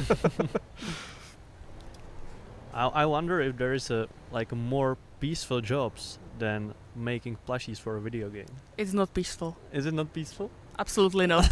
That's one of those things, like, I'm sure, it was my thought, especially, like I was driving truck and working 18 hours a day and working in the hot, working in the cold, working in, 45-degree steel mills and stuff like that, loading, throwing chains on hot loads. And I thought, man, working at a video game developer is going to be so easy. And what do you think? No. No. It's a whole new set of challenges, and I think a lot of people have this kind of romanticized idea of what it is like to work here. Like, I think they think it's like playing the video game. Yeah, exactly. But like, it's not. Oh, you are making video games, so you play them whole day. Yeah, absolutely. In a sense, we do do, but nothing else. But it's a different thing. Like, it's a different thing altogether, and it's a whole new set of challenges. I mean, it's still enjoyable work. It's still incredibly rewarding work and stuff, right? To see your efforts come to fruition and to see people enjoying them and stuff like that. But it can be very, it's hard work, Yeah, but absolutely, it's awesome to see how people react to your work. Mm-hmm. So, is there anything you're most looking forward to exploring in Arkansas? I don't know, because I haven't played it yet. You haven't played it yet? No, My I goodness. didn't have time. So I will be enjoying cruising again at the same time, and as everyone is enjoying it. And you'll get to try out the brand new Mack Pinnacle that Petchko is driving. Yeah. Yeah. Do you have a favorite truck on the game already that you've been driving up until now? Yeah, it's Cascadia. Cascadia? Yeah. Okay. I can sympathize with that. I like the shape. Mm-hmm. That was actually, I remember when that truck came out, I thought it was kind of setting a new bar for the vehicle team as far as like the quality of that truck, all in all, like the shape of it, the triangles, the textures, even like the textures on the interior are so well done. Do you know who worked on that one? Wow, it's quite in the past, so Yeah, I'm it's not before sure. I got here, so I don't know. But yeah, that's a really good one. So shout out. It wasn't me. Have you done anything since you've been on the vehicle team? Have you done anything other than interior cabin accessories that you might want to shout out? Or? I worked on. Give me a moment. Renault T tuning pack. Oh, nice. Okay, cool. So like some of the the light bars and stuff like that. Yeah. Yeah, awesome. And you've done some paint jobs for us too, right? Yeah, but not much of them. Okay. I did one for ATS, one for ETS. Hmm. For ETS, it was the Balkan Wolves. Okay. And for ATS, wow, how it was called? It was with. Was it the Texas Lizard? Oh, is it the truck paint job? The Yeah. white, red, and blue one? Yeah. That's a fun one. I like that one. Okay, nice. With the cowboy. Yeah. So do you like working on the skins, or do you prefer to work on the plushies and cabin accessories? I love working on plushies, and I don't have much time to work on anything else, so Right. I chose the plushies. Now, do you wish you had some kind of, maybe extra freedom to maybe do an individual plushie DLC or something like that even? Was that something that would interest you? That's a great idea. No. Never thought of it, but Chat, what do you right think? now, a lot of plushies. Yeah, maybe we could have like all kinds of different dinosaurs, to go with the Triceratops, like little buddies Yeah, for him. let's do plush dinosaurs DLC. There we go. Only. All right. All the, We all got to the make it different happen. species. Game design, you heard it here first. So Petchko, where are we today? We're coming into this place you were talking about with the big lake. Yeah, we are, but we were just in a small town, and I'm not really sure what it was, but it looked really nice. I didn't notice the sign before, and there's another sign either, so maybe we will see it when we go further. But yeah, there was like a building that looked a bit like a castle. Really? Yeah. Why didn't you say something? I wanted to see it.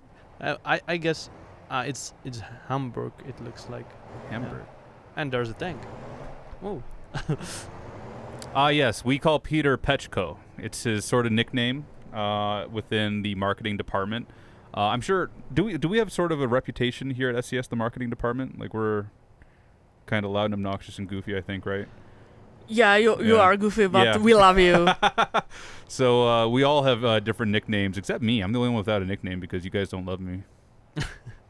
That's actually true. Yeah, I know it. You are Mark. It's because I don't sit with marketing anymore, so they kicked me out because I kept complaining about hood mirrors. They said, we don't want to hear it no more, Mark. Shut up about hood mirrors. Their safety. I was About like, no. what? Huh? About what? Hood mirrors. What it is? You don't... What? What? Hood mirrors. Hood mirrors. You know the mirrors on the hood? Oh yeah. Sorry, I didn't. I didn't hear you very well. Don't leave us, Mark. Come back.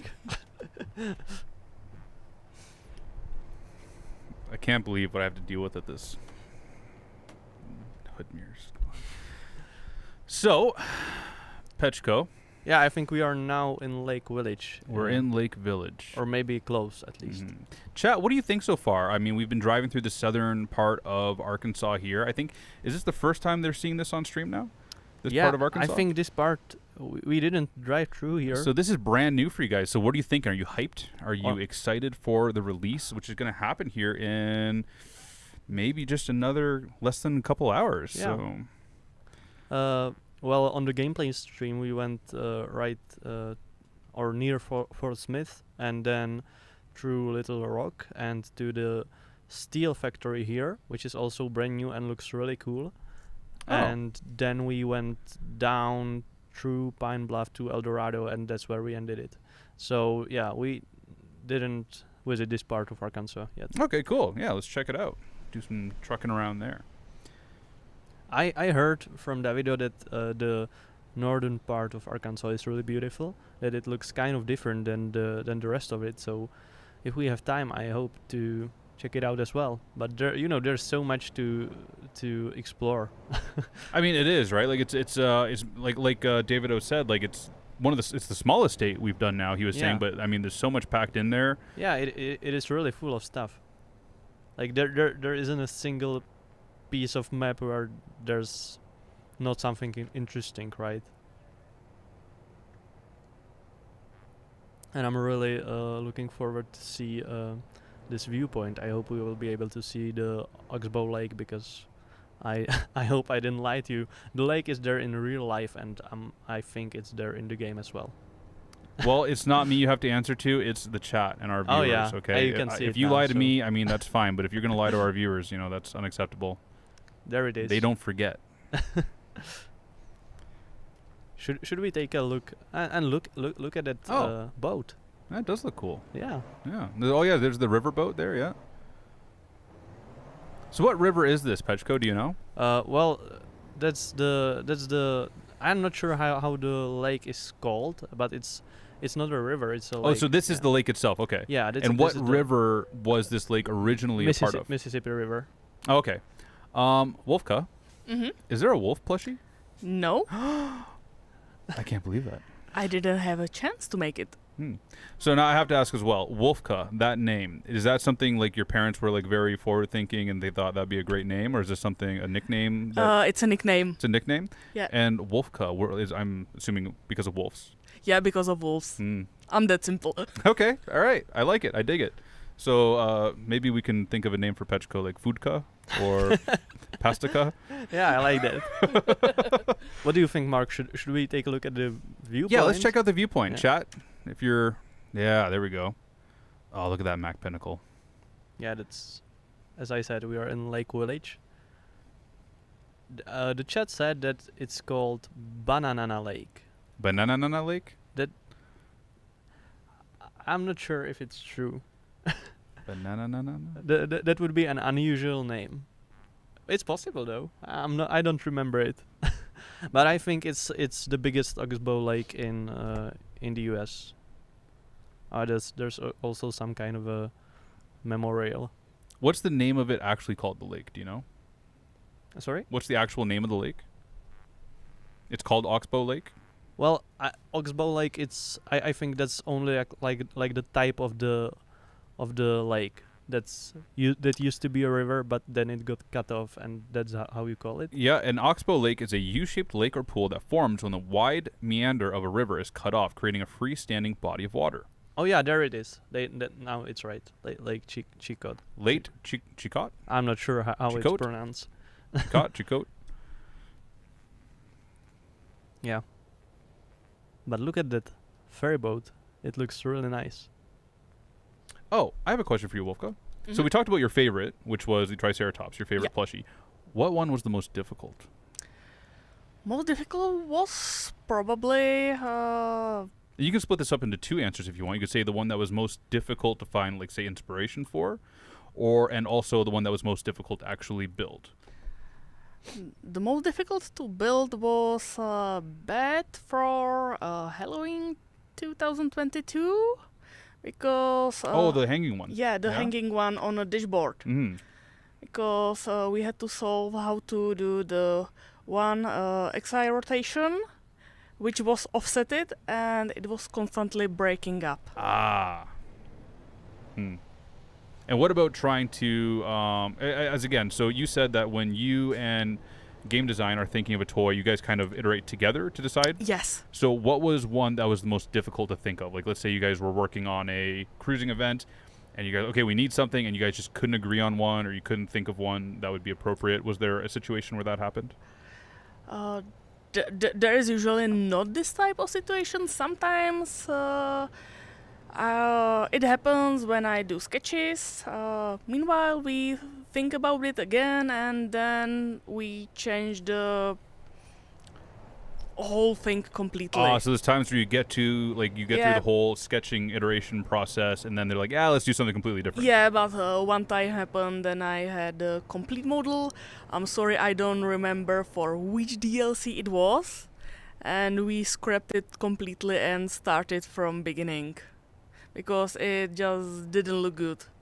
Yeah, I guess that can happen, right? I mean, something like it starts out as a great idea, but once you actually get to the point where you're ready to put it in game and you're just not satisfied with it, right? Yeah. But I mean, that's great to hear. That's great to hear that you guys are, like, doing that self-reflection, and if you realize that it's not going to live up to the quality that we've already done, that you guys are willing to scrap it and start fresh. That's awesome to hear. Absolutely.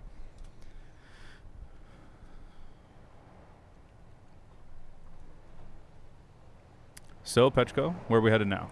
Where we are headed to Pine Bluff. That wasn't a full stop, sir. Oh, That was not and now you're driving on the shoulder. Oh my goodness. What are you doing? You didn't see that. And we're almost out of fuel as well. Oh yeah. Well, I need to get it somewhere. Let's go here. I wanted to take a load in Pine Bluff because that's the nearest city, and there were some deliveries to the capital city of Little Rock. Have you been there, Mark, ever?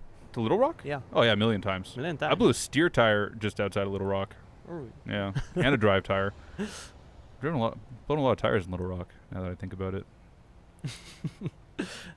Like more than in other places? Yeah, I mean, I've only blown maybe 4 tires my entire life. 5, maybe. Nah, that's not much. I'd have to label them off. But yeah, twice in Little Rock. The one, though, I'll give it credit, wasn't actually Little Rock's fault. It was Texas's fault. I was in a pickle. I was in a tough situation when I couldn't get around a curve at a customer without going over a curb with the steer tire. And usually that's the last thing you want to put over a curb is the steer tire. You're much more comfortable putting a trailer tire over the curb if you have to, because if a trailer tire goes, it's like not that big a deal. If a steer tire goes, there's no tire beside it to take the weight when it goes. So you're kind of, and it's also, you're trying to control the truck from that tire. So I had to go over a curb, and then on the way back through Little Rock, not even, 300 miles later, I blew the steer tire because the belts inside must have broken, so they just came apart in the heat. And it wasn't so bad, though. It's, people always say that, when you blow a tire that the steering wheel just turns and the truck is totally out of control. It was fine. I just brought it over the shoulder. And how fast did you go when I blew? Yeah. It was in Little Rock, just on the east side, so I couldn't have been doing more than 60, 65 miles an hour at the time. So 100 kilometers an hour, roughly. Oh, okay. Yeah. The worst I ever did, I was doing 75 miles an hour going downhill in West Virginia, and I blew a steer tire on a curve. It was the worst possible scenario. It could have been worse if it was snowing. And that one was definitely a little sketchier, but same thing. We got it under control. It's just a part of life. Yeah. How long does it take to change the steel tire? So this is the thing. You cannot change these tires by yourself. You can, but nobody carries the tools anymore because they're too heavy, and you're always weight sensitive, especially hauling steel. Even 100 pounds here, 50 pounds there, all this adds up, and it affects your payload, right? So you have to call a service truck. Oh. And also, that's the other thing is nobody carries spare tires hardly anymore, right? So even if you did have the tools, you don't have the tire. So you have to call a service truck, and usually it's like $200 to $250 plus the mileage to get there. So if they're traveling 100 miles to get to you, usually it's $2 a mile. So it is very easy to spend thousands of dollars on a tire change, because the tire itself anymore is like, I mean, at the time when this happened, I probably paid about $500 for the tire Canadian. But like the last time I had to buy a tire, it was over $1,000 Canadian. Ouch. Which was in the height of the pandemic. Prices were all in the, you know, the supply chain was all messed up, so it was tougher to get them. I'm sure now the prices have come down a little bit, but yeah, it sucks. And you're there on the side of the road for a few hours waiting, and you know nobody moves over anymore. They all just drive right past you and shake your truck. It's not fun. It's not fun. Have you ever driven truck or been in a truck or anything like that? Never, to be No? honest. We can. Well, I'm making toys, not driving trucks. That's true. So you have a large collection of toys then? Well, I have large collection of Funko Pops. Funko Pops. Yeah. Okay, nice. So you're a collector. Yeah. Yeah. Is there any Funko Pops in particular that you are fond of? Like, are you say like into Marvel ones or something like that? Or Well, I just collect what I like. So it's a big bag of mix and match. Okay, nice.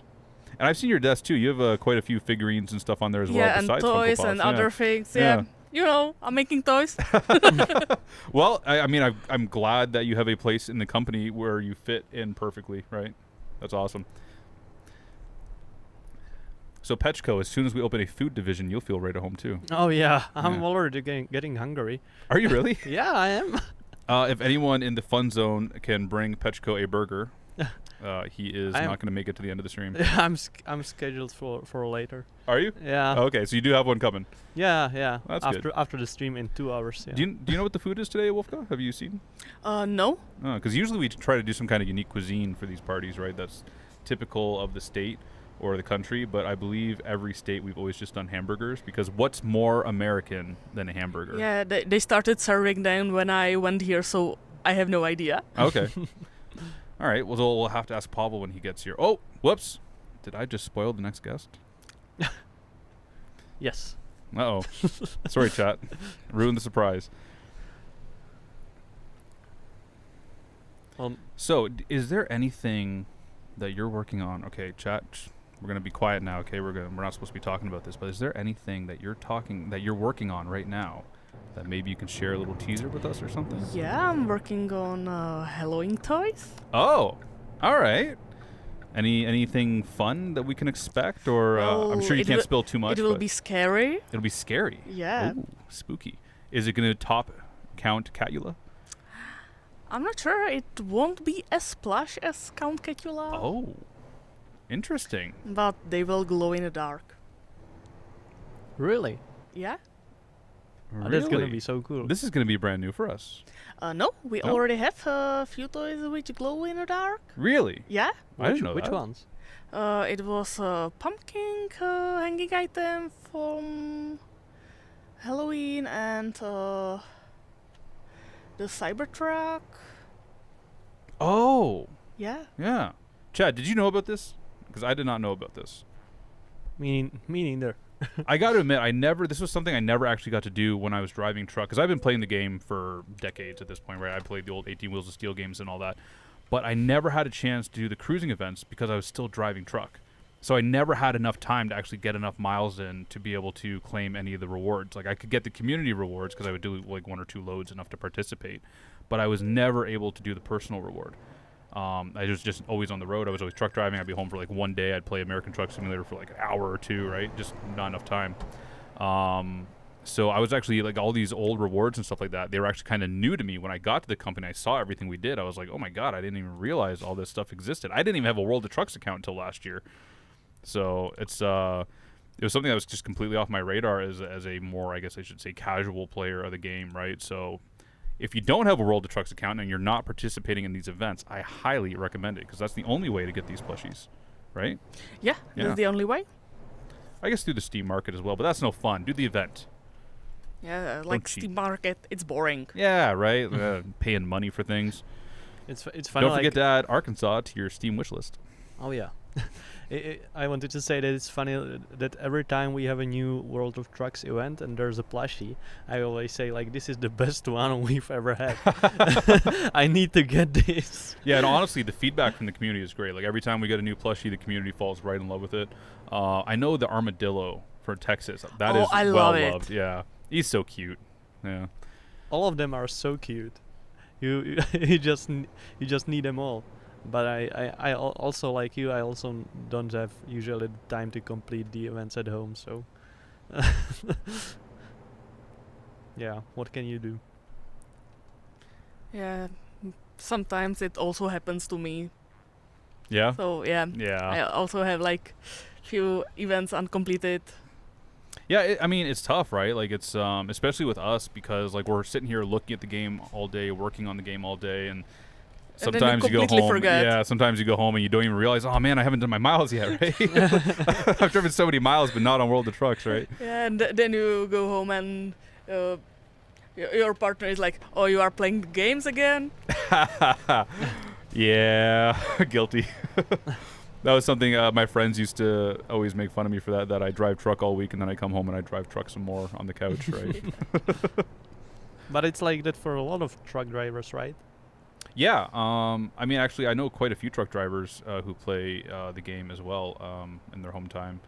And even when they're not playing the game, they're still doing something trucking related, like either going to a truck show or something like that. It's, I think, something that when you become a truck driver, it just like becomes your entire personality. It's like mandatory. Like, you're not allowed to have other hobbies anymore. Like, maybe if you're lucky, you can have like a Harley or something, some kind of motorcycle.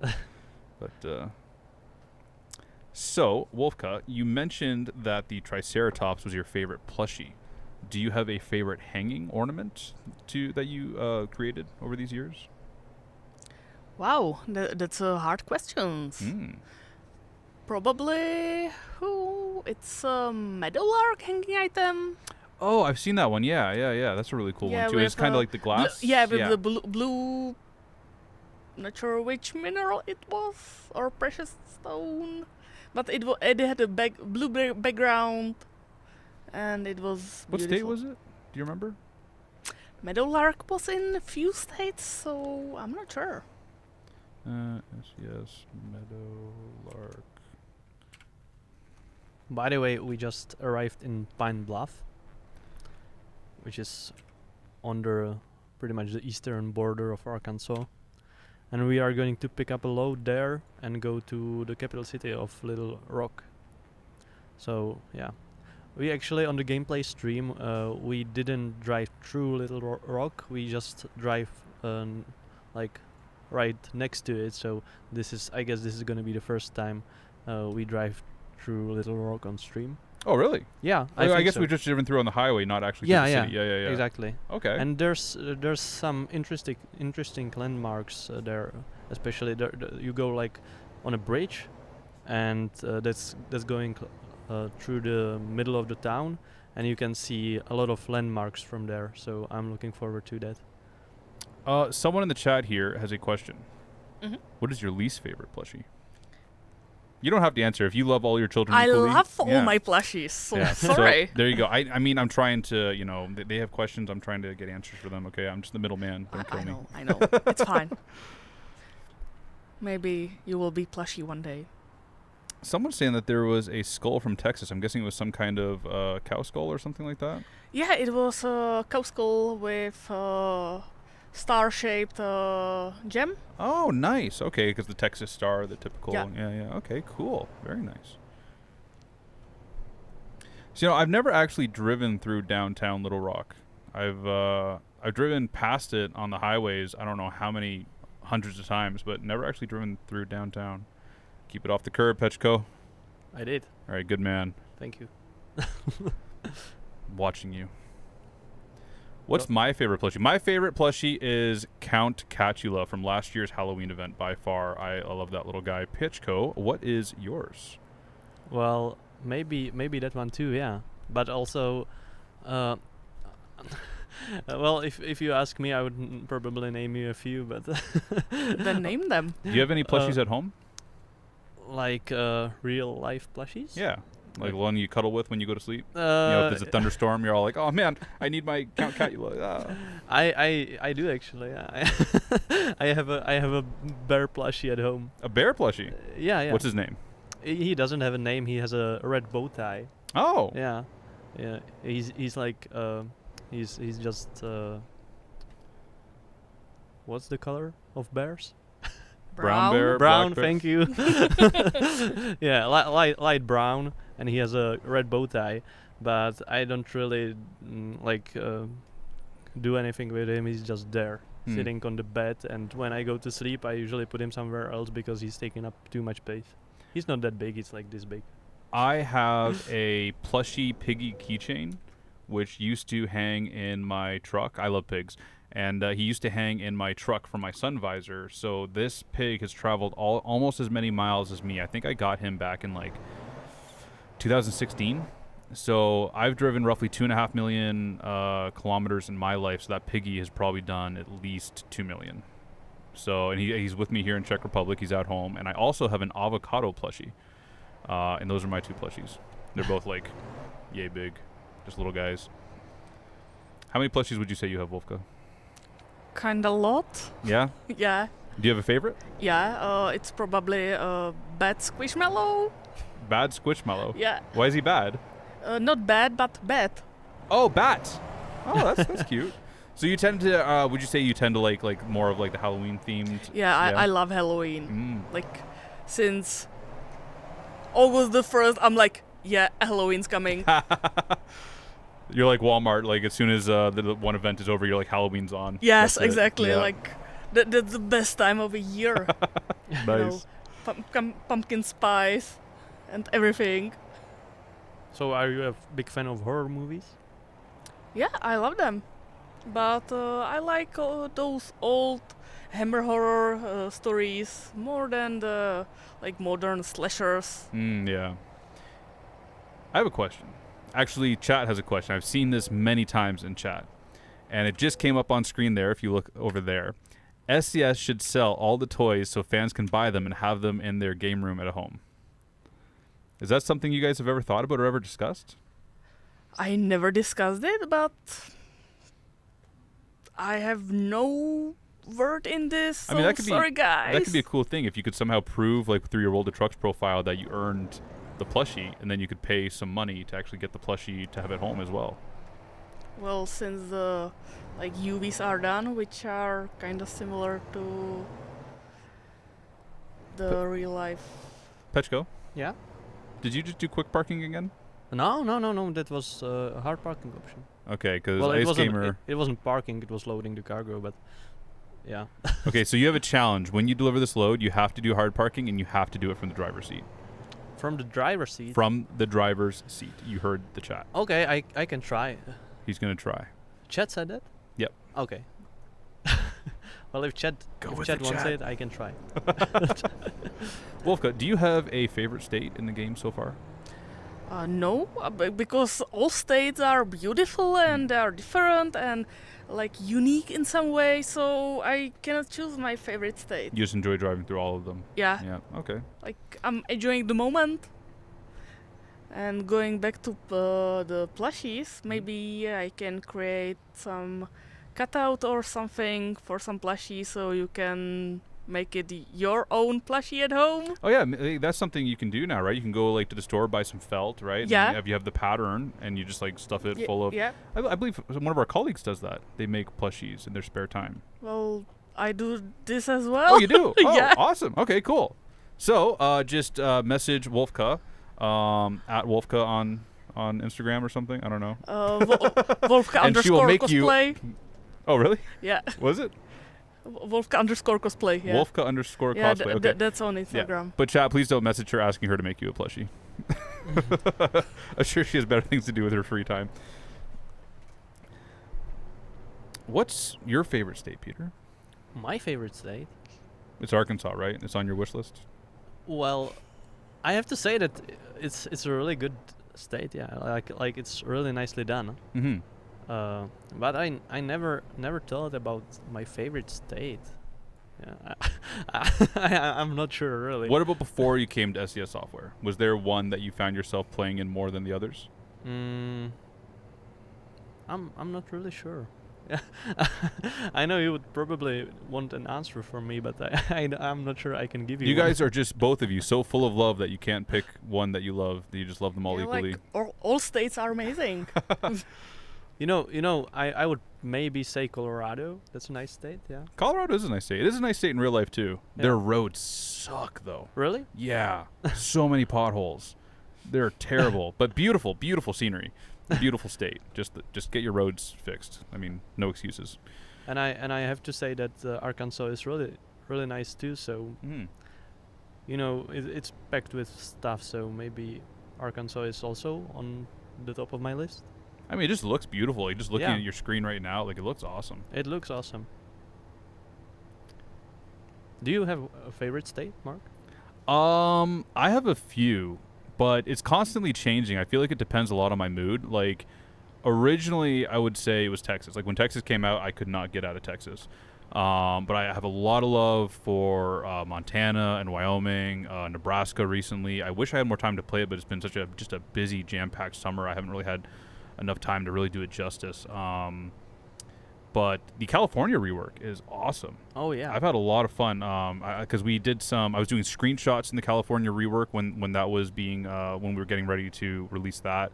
So you know, as I was like flying around the state in DevCam trying to find places to take like beautiful screenshots and stuff like that, I was able to see a lot of it, and really, really well done. I really had a lot of fun with that. But right now, I think I have to give the same answer that they are all, you know, the proper politically correct answer that they are all wonderful and they are all great. But really, truly, I mean, it just depends on your mood, right? Like if you want to do some B-train mountain driving, you head into the Northwest, right? If you want to do some high-speed desert driving, you head down into New Mexico or something, right? They all have kind of, depending on your mood, they all have something to offer, I feel like, right? Yeah, that's true. And I think we are just arriving, just to confirm it on the map. We are just arriving into Little Rock.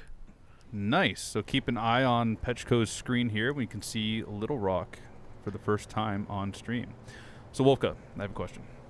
Is there something that you're just eager to create for a cabin accessory that you haven't had the opportunity yet and you're waiting for the right time to bring it to game design? I guess the wolf plushie. Okay, so finally. Wolf plushie. Gavin, Victor, you heard her. Let's make it happen. I mean, that probably the best time we could have done it would have been maybe with Wyoming or Montana, because the Yellowstone Park, they recently, did you know about this? They recently reintroduced wolves there. Yeah, but I started to work on those cruising events at Wyoming, but we chose Triceratops all those years ago. Right. And again, you know, and ended up being your favorite, so Yeah, it's still I'm still happy. still a good one. Maybe later Mm-hmm. I will somehow push the wolf plushie like there. Like, yeah, let's have it. Linus G, our friend from Sweden, says that he has a 3-foot wolf plushie. Are you just rubbing it in our faces? Like, come on, man. Yeah, can you send it, Bragging. please? Just send it to SCS Software. Attention, Wolfka. We are just driving through the downtown of Arkansas. And you're still on, what is it, 135? I'm not sure. And I was supposed to turn here. Wow. You went to the Mark driving school, didn't you? Yeah, you can go around. You can go around the long way. Yeah. But yeah, I believe that's, is that 35 prime or is it, because it's kind of two ways when you're going through Arkansas. There's like actual 35, and I think it's either 135 or 435 or 235. I don't remember. It takes you around a different way. 35, 30. What am I 30, thinking? yeah. Where's my Red Bull? So, just going to wake up here a little bit. That's better. Anyways, I-30 through Little Rock. So you missed an exit. Yeah, I missed an exit because I was talking to you. So Blame it on me. Basically, it's your fault. At least you're not hauling sailboat fuel anymore. I'll give you that. There's plenty of landmarks in Little Rock. I don't remember them all, but I remember that there's the bank arena, and there's also like an Like an amphitheater, or how do you say it, Mark? Amphitheater? Yeah. Yeah. On the side of the lake, which looks really nice. You could see it there if you were paying attention, but I didn't mention it. And also, but there's much more things. Yeah. So, Wolfka, we're running out of time here. Is there any shout-outs you want to give to anyone here at SCS or anyone at home, anyone you work with, anything like that? Well, to my partner, my friends, and the awesome vehicle team, I guess. Yeah, I mean, vehicle team, dope. Always good to give a shout-out to them. Cool. Well, thank you so much for being here. It's been an absolute pleasure to talk with you. And I guess you probably want to get back to the party as well, right? Yeah. A little bit, yeah. I'm quite hungry. Well, we won't keep you any longer. Maybe, Thomas, do we have anything queued up? Maybe we can play that trailer one last time. What do you think? Or take a quick break? Yeah, let's play the trailer. We're going to play the trailer for you one more time. And this will be the last time. The next time, it'll be time to hit the big red button. So we're going to leave you here for a little bit with the trailer, and we'll see you guys in 5 minutes or so.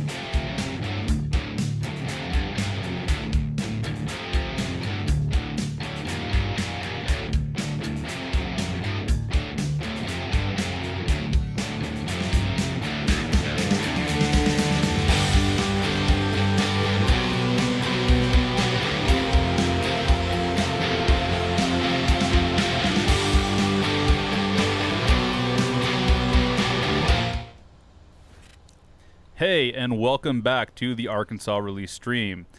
I'm Mark, your community manager, here with Peter, your community manager, in case you guys are just joining us, and Hello. our very special guest, our third guest of the evening, Pavel, the CEO of SCS Software. How you doing, Pavel?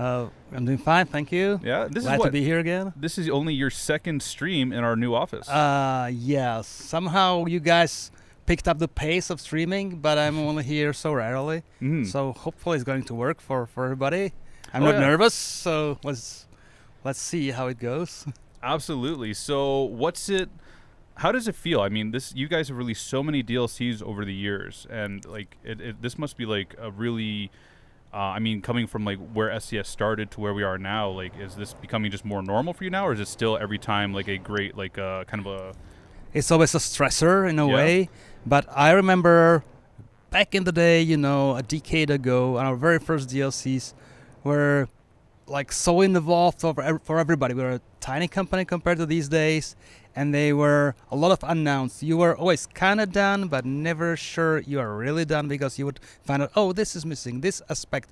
The release cycle or the process is not just having the software done or the data done. It's a lot of things these days. It's social media posts, it's having the stream ready, it's having World of Trucks event ready. So many things have to fall in, click into place. And these days we have so many people who know what we need to do, who handle the process, that I can stand like back a little bit and just kind of enjoy the show, because it's run very professionally. Mhm. So it's better. But anyway, any release, and you are nervous, do we have any crash bugs hidden in the software that the testing didn't reveal so far? All that is always like a concern. So you only sleep well 2 or 3 days after the release, when you are quite okay. It's sitting well. It's stable. That's the moment. So I'm still not totally like relaxed from all this. Right, because before you would have been directly involved in the like the coding or the creation of what's going on in the game. Now you sit back and you have this huge team of, I think, almost 350 people. Yeah, So I does think we crossed 350 recently, and we hired like 10 plus map designers just in 1 month window. I usually do these welcome kind of pep talks when newcomers come on their one of the first days. I meet them at one spot, and we have some like bits of history of SCS and some like values that SCS is like pursuing and all that.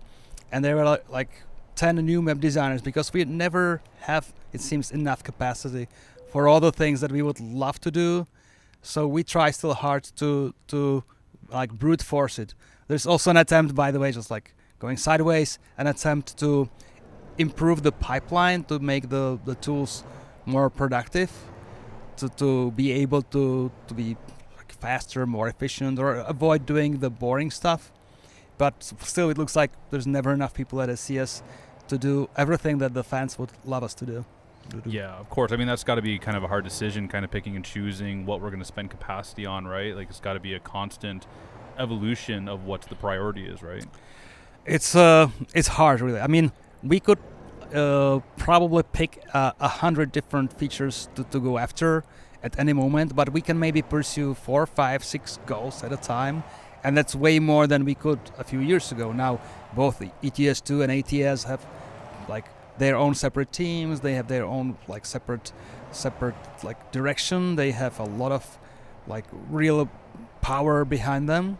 And then you have the vehicle team, and you do things in the other departments, like the new roads, the new vegetation, our plans for better pedestrians, and all that is kind of being so many balls that we juggle high in the air and try to make sure nothing falls down.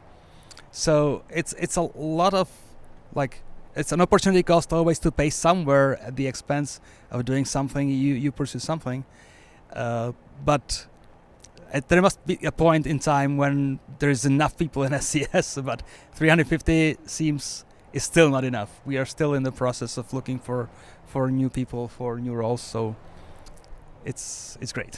Do you remember when you guys hired like your because originally it was you, Peter, and Martin, right? Yeah, 3 guys. Do you guys remember like when you hired your first employee? Like, did you ever think that you eventually one day you're going to be over 350? We always thought, this is maybe let's survive another year or something like that. That's the initial kind of survival of the startup. So we actually hired a wave of people. Initially, we were switching from being just engine guys to trying to do a whole game together. So the first wave was like 5 people, I believe, maybe 6. And I think 3 or 4 of them are still around now 24 years later. So it's a very stable company as it is. So yeah, it's been a ride, and it's very different these days than ever before, than even 5 years before, 3 years before. There was a time when I was the guy writing blog posts, when I was the guy chasing stuff. I was 15 years ago was the time when I was programming stuff. I forgot everything about programming by now. I got very rusty, but it's changed, and it has to happen for us to get better and move forward. Absolutely.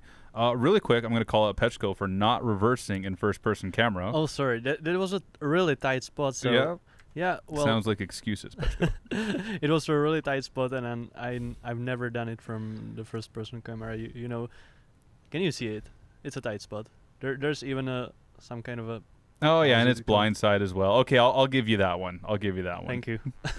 So with Arkansas now, we're starting to get to the point where we're almost halfway across the U.S. Maybe not in number of states, but in geography that we're covering. Like, does that feel like a milestone as well? Like when you guys started with, California back in 2016, right? Like, did you expect to get here this quickly, or do you think it took longer? That was a big bet to start. Like, it feels like we didn't know what we were doing, because the country and the continent, they're so huge, and you start with a little bit. Let's say California is like a tiny bit actually, and hope for the best. So at one point we realized, okay, at this pace we may not live long enough, so we have to pick up the pace from 1 DLC per year to more. Somebody computed that maybe 4 per year would be ideal. We are not there yet, but at the same time I think we thought, we'll figure it out. We may be at the quality or at the detail level that we started with.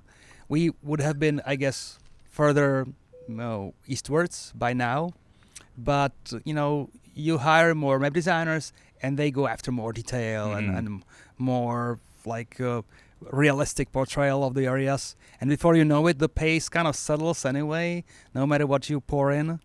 So I think we are doing our best, that's for sure, but I would really love for our players to be able to do coast to coast, not in 2035 but definitely sooner. So we need to figure out a way to make that happen. But yeah, it's you get into it and you ride, and you don't know where you end up. Is this kind of process where you hope for the best.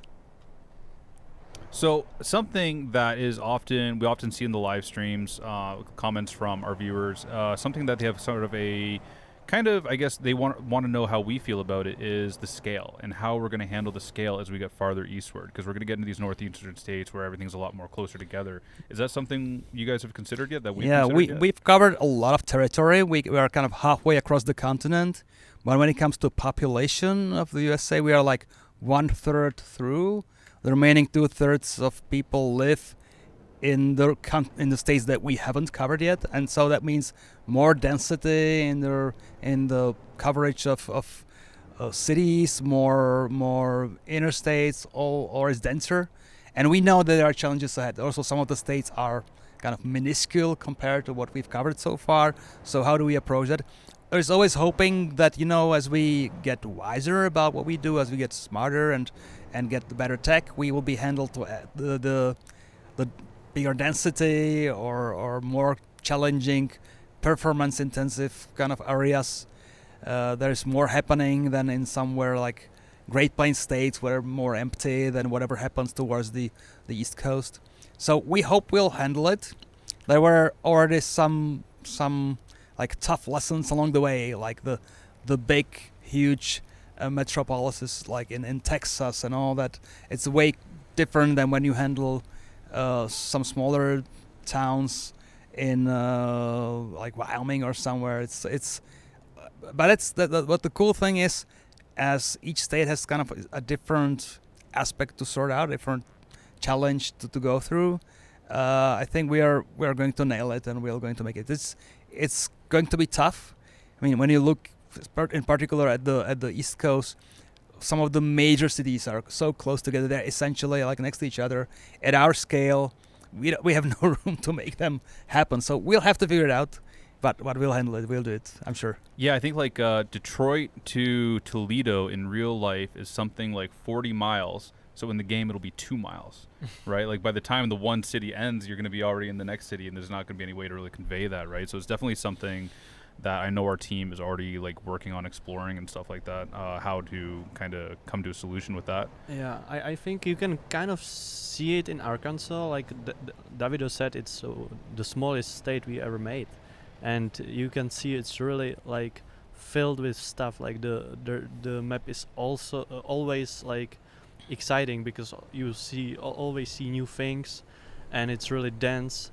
So I really love how they made it work. Like, at the same time, we shouldn't like overdo the places where something happens, because ultimately the game is also about the open road and the exploration and driving through remote corners and all that.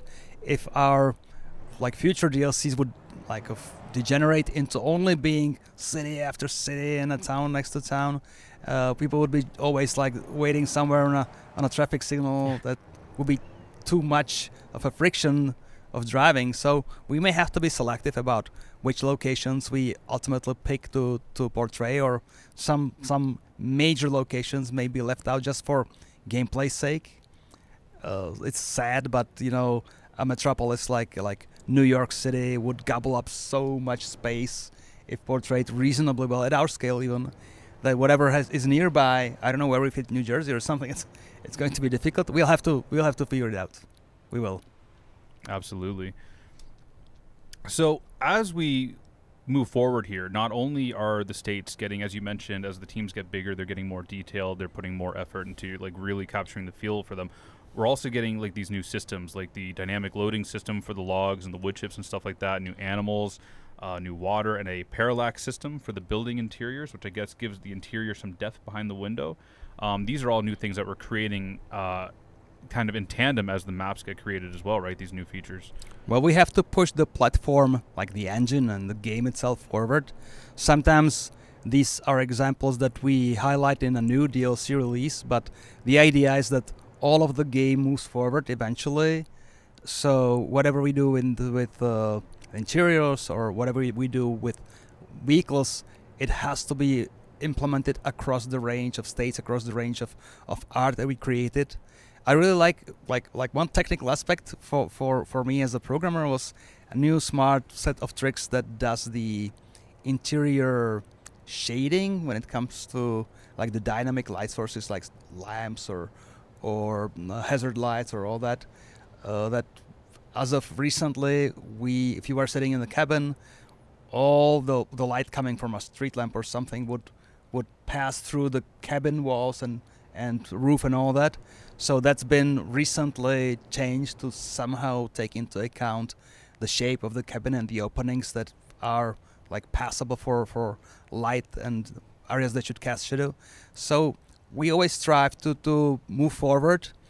We cannot do crazy stuff because we know that there are millions of players out there who purchased our games across the years. They may have not upgraded their computer. So it's a very careful process. We try not to make it not to break the game for too many people at the same time. We slowly, inevitably drift to the future to expect more of a CPU, GPU power, but we try to be very careful about what we do, and we have to make options and selectable, clickable choices in the options screen to be able to switch some things off that would be affecting performance. But at the same time, we need to move forward. We cannot just sit around with a 10-year-old game and hope for the best. So sometimes we maybe break a little more than people are comfortable. Like there's this recent change with the controller scheme that we have to bring it kind of to the new century of being able to control the game properly and truly just through the game control, and not just having to have the keyboard around and mouse around and switching all that. The Steam Deck is a big inspiration for that, as well as just playing with a controller in your hands while wearing a VR set, or in the future, when it comes to it, future console versions that we hope for the games. Also, like, you don't expect to have a keyboard and mouse around, so we are kicking the platform, like trying to make it future-proof and all that. So a lot of effort going under the hood to make the game better, to make the game better performing, better operating, better user interface experience. Some of these projects are kind of going around for a year and a half and only surface later. Some of them are happening like in a crazy sprint manner, and you have to fix it until the last moment and hope for the best. But I hope our players so far have the patience to live with us at this level. Like, for a game that's become sort of like I would say a service, kind of like lifesavers game, not just a release in the fire and forget mode. You have to make changes. You have to make evolution somewhere, revolution somewhere else. So it's always kind of like early access game in a way, where things are still evolving, things are not stabilizing like forever.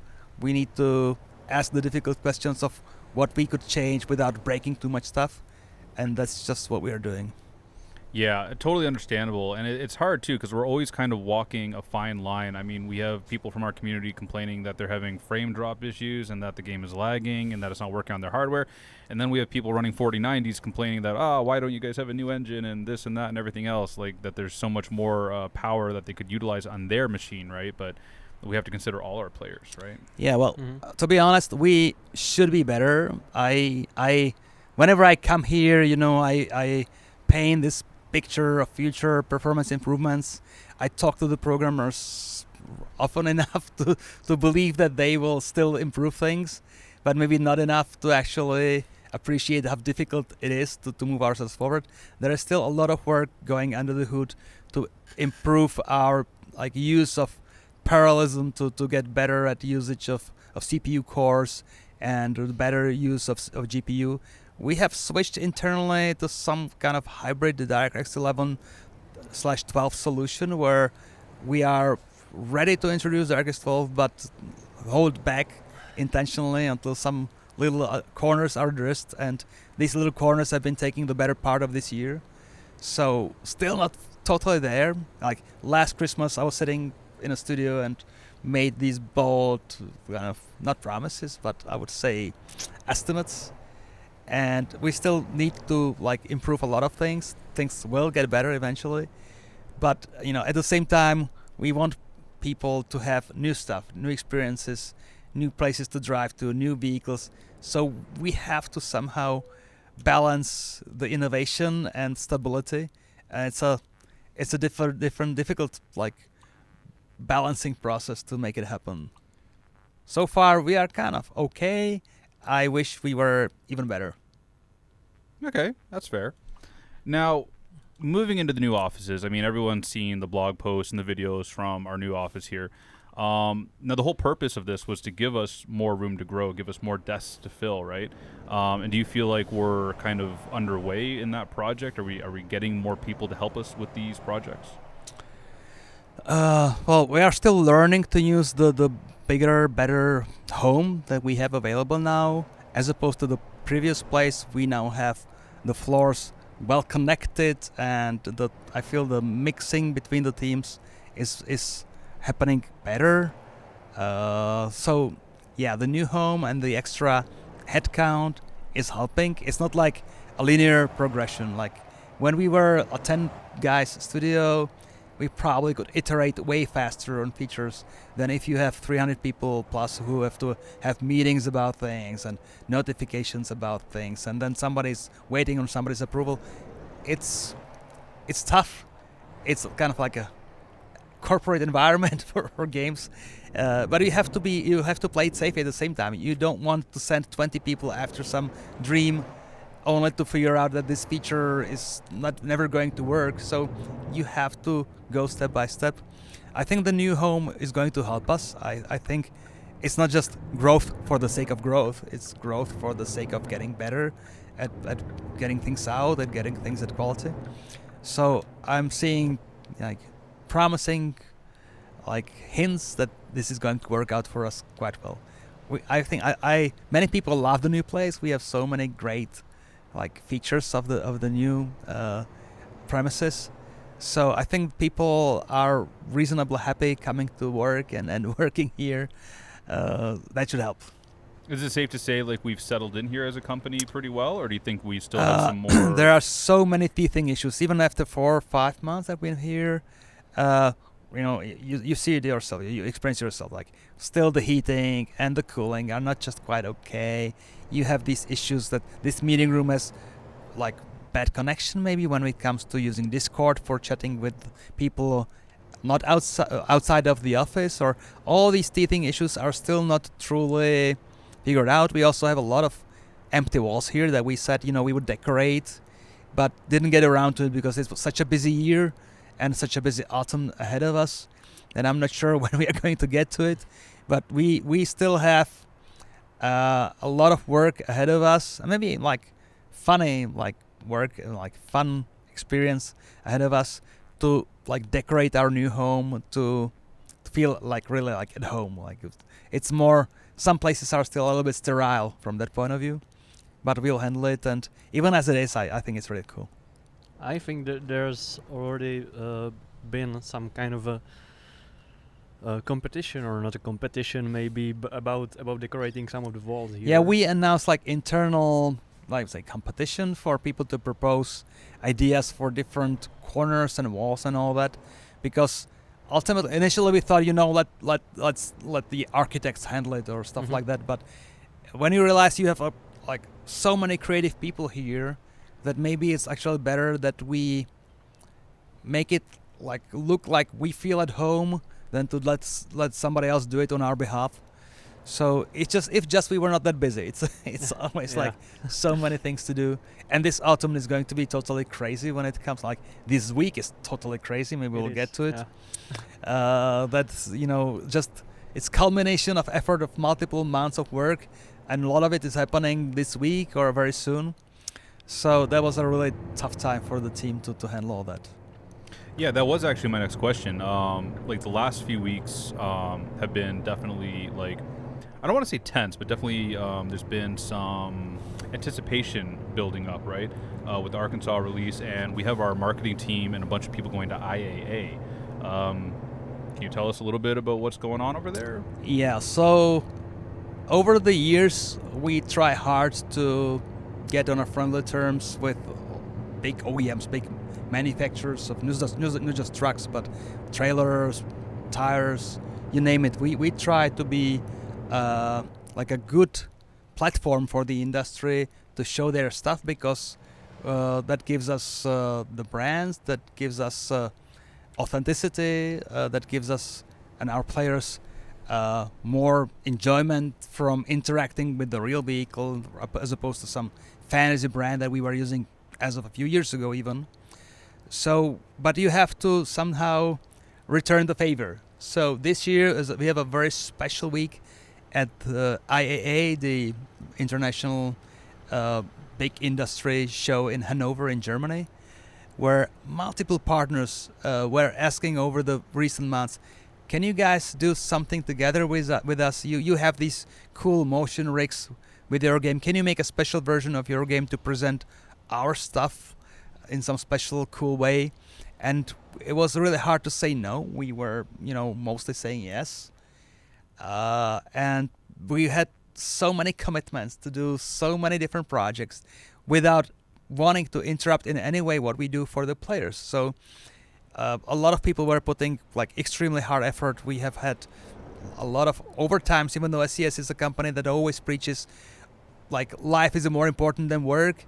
We had to have people who volunteered for some extra time, and thanks to everybody, it seems like we are going to pull off. But just over the next coming days, we'll have multiple announcements happening on IAA. We'll have multiple releases. I think in Eurotruck we'll have like major news every day for the rest of the week, like coming like boom, boom, boom, every day something cool or something making it into the game in cooperation with the partners. And then by the end of the year, you have a new major DLC for Euro Truck. You have the various World of Trucks events. So many things have piled up over the final 4 or so months of the year that we are really at like beyond the limits, I guess, of our capacity. We have to do miracles, but so far so good. It seems that we are on the right path to make it happen. And again, this is always like a you get some signal what is not enough, and you grow based on the experience to take on more challenges. But before you know it, even more challenges or more opportunities come your way, so you try to accommodate that again. So this autumn is really crazy, but at the same time so many like cool elements coming into both games that it's probably going to be the best autumn and best early winter ever when it comes to what we bring to players. Yeah, I think this year, I mean, I've only been here for a year, right? So I'm maybe not the authority on this, but it seems like this has been the year that's really shifted from us kind of pursuing partners for, licenses and stuff like that, to now it's the script is flipping, whereas now it's them kind of pursuing us. Well, often it happens that, the partners already know what we can do, what our game is about. Like the newer generation of their executives may have even grown up playing our games a decade ago or so they can appreciate the visibility, and then the cooperation is quite smooth. So indeed, we had cases where companies approach us about ideas rather than us like chasing them somehow through whatever channels we could identify, and it's great. It's more balanced again. It's more about what we can bring to the table, and they do see that, they do appreciate that, and it feels so rewarding to be in this situation after many years of us, me including, traveling somewhere to a truck show or a business event, trying to chase some leads, and sometimes coming back empty-handed. It's a different world. It's really cool. We totally appreciate what the partner companies allow us to do with their cool vehicles and cool stuff. And as it is, we feel obliged to return the favor. And when they say, there's this vehicle introduced on the market on that date, can you guys make it to that date? And we do our best to absolutely try. And sometimes it throws up our planning into the wind, and we have to improvise a lot. But we really try to be friendly with our big industrial friends. Yeah, just touching on that, what you just said there, I think that's been a kind of a good problem to have this year, is that other projects that we were anticipating releasing earlier in the year have actually been pushed for projects you guys have been looking forward to. But as you said, this autumn should be very rewarding for those with patience. Yeah, we have a few nice trucks in the pipeline, right?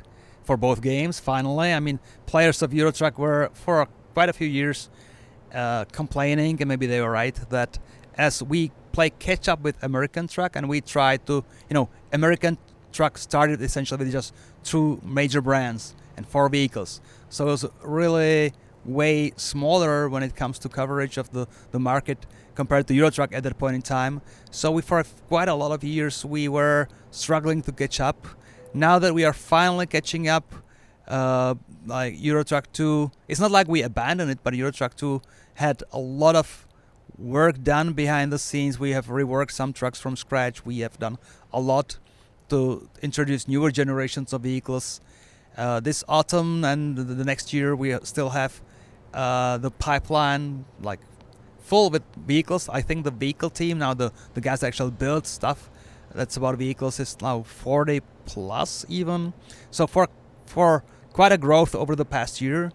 But still we have to tell some of the partners, the line to wait for a new project to even commence is over a year. And to finish line, it may be 2 years from now. That's how deep the pipeline is for content that we create. A new truck is it just happens that a new truck may be a project for 3 people for up to a year, as you start with some elements of the vehicle, hoping for the CAD files to arrive from a partner, but they may take a little bit of time, or there's an extra approval step somewhere in the middle. So these things are not just super smooth. Usually there's always a lot of iteration towards the end, where we have very careful eyes expecting our results at the side of the partners, where they spot little differences. You've built this according to this catalog list, but actually in practice we manufacture it this way. So all this happens repeatedly, but cool stuff happening. I really am enjoying the fact that as a game that's essentially the trucks, the vehicles are the central element, that we are able to somewhat pick the pace again and bring new cool stuff in the future for our players in both games. And speaking of trucks, the Mac Pinnacle we just released on Friday, I feel like every truck we release for ATS recently is kind of a milestone, because as you said, we were this kind of race to parity with ETS2, because for so much longer ETS2 was the one with more trucks. How do you feel about it? Like, how do you feel about the Pinnacle being the face of sort of the Arkansas DLC? And was that something that was planned, or was it something I think it's a lucky coincidence in a way that we see what we have in the pipeline and we try to match it with an upcoming state DLC. Sometimes we nail it. I think we had a case where the truck was only available in the game a couple of weeks later, after being on the front of the Steam image, or Steam capsule as they call it. That was like a tease and not truly an introduction at the same time. This time it feels like we kind of nailed it, but it's not like we would hold the truck from people for half a year just to make the day. It was really a project that was fortunately wrapping up just as we were wrapping up Arkansas. So we managed. I imagine that we may be in a situation where we wouldn't have a new vehicle for each new DLC. Like, especially if we pick up the pace, hopefully, we may need 3 or 4 new interesting vehicles every year. So we have to be creative about how we mix up the faces on each new DLC. We usually like to feature a vehicle front center and some cool background from the given state. But this time, it just worked like nicely. Awesome. Yeah, I think this was actually another one of these trucks that I think we had close to finished earlier in the year, but because of other projects kind of taking priority at the time, the finishing touches kind of got pushed, and it just kind of worked out that that it was ready for release around the same time as Arkansas, right? Because I think the community likes to remind me, I leaked it in a blog post way back in February. I think especially these days when our manufacturers of the trucks are so involved, we go through several iteration steps towards the end of the project, and you kind of never know, are we done? We are maybe 99.9% done, but until you get the last little bit, you're not in a shape to release. So you have to, always kind of pray for getting all the approvals done for everybody to see it. Sometimes it's multiple departments that comment on various aspects of the vehicle, and you have to, work with that uncertainty. You cannot promise anything to our players, because if you make it sound like a commitment, and for really good reasons you have to postpone as opposed to the original plan, you may be accused of lying or making things up. So we'd rather, especially when it comes to the vehicles, we rather keep our cards close to the chest and only announce when we are truly really sure that we have all the approvals and everything done. So that's why, usually we keep people in the dark, and then suddenly a vehicle drops to the game because it's finally done and approved. But that's probably how we have to deal with it, because sometimes an almost finished project may be sitting there for 3 months waiting for the final approval, and then you have to fix something, ask for approval again, then it has to wait again. So sometimes it's quick, sometimes it's a slower process. And because we never know what to expect, we have to be really careful about how we communicate these things. Absolutely, yeah. Because there was one partner I remember where they only did their approvals once every 2 weeks at their company-wide meeting. So if it didn't reach an approval one time, it would be 2 weeks. So there's no way we could possibly give a release date for it, because it could be months depending on when they're able to talk about it at their meeting, right? So our hands are a little bit tied there for sure. So starting today, there's a special sale, as well as Arkansas being released and going on sale. There's also a sale on Steam, which is the Planes, Trains, and Automobiles Fest. And our titles are included in that, right?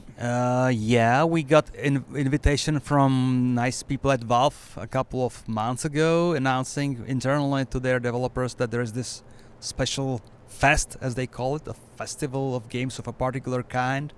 This time it was kind of so fitting because in the middle of September the German Expo starts, and it happens to be pretty much the same day when they announced the sale.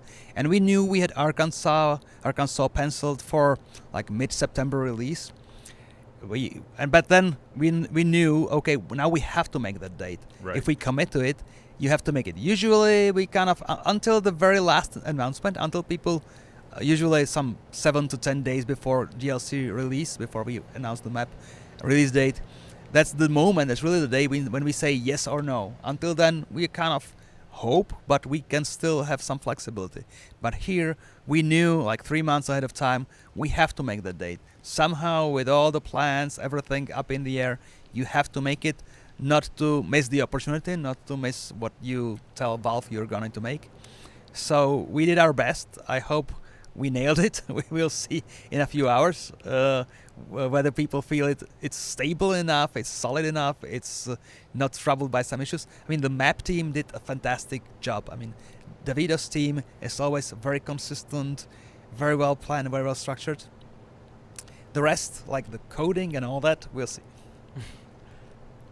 How are you making out over there, Peter? I see you're still trucking away. Another yeah, detour. Well, so far it seems fine, you know. We haven't got any problems with the game, and the map looks absolutely amazing. Mm-hmm. And just to update you where we are right now, I took a load in Fort Smith, and we are now going to Jonesboro. Nice, and I can see like even when you're in game there, like even in the distance, the draw distance, everything looks phenomenal. Yeah, really, the map looks awesome. Like as far as you can see, like with the LODs and everything just looks great. That's awesome. So, do we know how much the discount is for the games in this particular sale? Do we know offhand, or is it Namiro, if you're in the chat? Usually, we keep our discount level pretty stable across any sale. This time, I think that was actually proposed by Namiro. Is like a smart idea to when we are also at the same time coming back to our Forestry DLC. We are adding a couple of new machines. That why don't we like cross promote the new map DLC and the work we did for the older DLC? So we created a fun little bundle for people who may be new to the game or who may even own the earlier Forestry DLC to get a little like thank you discount by buying the rest of the bundle now. But I try to move things to more promote the nicer, over time getting a nicer discounts on bundles, like you have the Great Place bundle and Northwest bundle or whatever, so that eventually, that's a difficult kind of thing to get into, but eventually I don't want our players, especially the new players coming to the phenomenon, to discover American Truck only to be scared, oh, there's like 50 map DLCs, $12+ each, I'm not getting into this craziness. So we have to figure out a way to make people buy like bigger chunks of states at a nice motivational discount. That's the future for American Truck, I'm sure. And we are kind of not even halfway there, but we are working on it through the bundles and through making bundles discounting somewhat better in combination with the individual DLC discounts. But people shouldn't expect anything crazy from us. It's not like in the summer, Valve was inviting us to do some crazy experiment to super deep discount on the base game. You could buy the game for like $2.99 or something. Yeah. I don't think that's going to repeat anytime soon. It was like one-off. But I think we try hard to do kind of enough for our established players to appreciate that we love to see them coming back. But at the same time, we need enough money to pay to support all those 350 plus devs, banging away at trying their best to make the game better and to have more content for it. So we're running out of time here, but I'm wondering, and I'm sure the community wondering, is there anything you can share about us about the future, about what's coming in the fall? Anything? I know you probably can't say too much, but anything you can maybe tease the community? We usually try to tease at Christmas. Oh, that's right. I was coming here kind of hoping to talk more about our console. I mean, it's fantastic. I love it. We didn't get into the nitty-gritty detail, but you did so, I guess, with Davido an hour or two ago, where he would, walk you through the creations of his team. So, whatever was not already hinted here. We hinted at new vehicles. Mm-hmm. There's also some work on trailers, but that's not ATS, that's ETS2 and coming soon. Like, this week is going to be full of announcements, really. Quite a few even additions to the games. So things are still happening as we speak.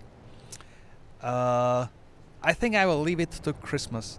The surprising thing that the team here was been working for well over a year, I guess, is on the horizon. We'll be releasing some unexpected point release, hopefully in a couple of weeks, with something that's kind of completely outside of the usual release cycle of content and features. So we'll probably start teasing or even showing stuff soon from that. I think maybe even this week we may have a blog about it. Okay. And with some professional behind the wheel, but better make sure that it's well presented. Okay. Yep. So things are happening, and maybe we'll have the prophecies and all that, like looking into the deeper future, maybe for our special Christmas stream. Awesome. Sounds good. Well, it's been an absolute pleasure having you here, Pavel, as always. One thing we have to do, I think it's tradition here on these release streams, is we have to have you sign the flag. All right. So whenever you're ready, maybe. So that's the flag that was hanging in the team space for our console team. Yes. All that, like half a year plus, or maybe I think over a year. Yeah. Yeah. Mm-hmm. So that's a piece of cloth with some history. Mm-hmm. Okay, I'll be proud to sign it as well. Awesome. Yeah, it's going to get given away today at the end of the stream. Some lucky viewer today is going to get to take this home. It's going to be signed by yourself as well as everyone that worked on the Arkansas DLC. So perfect. Stay tuned for that.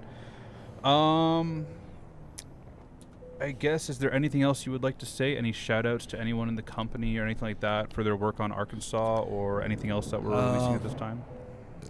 Maybe I shouldn't single out anybody. Of course, the Arkansas team, that's not just the map designers. That's a lot of work on the assets, on the 3D models that populate the world, the universe of the game, all the vehicles, all the stuff. But that's also, the testers, and there are a lot of them that have to do the hard work.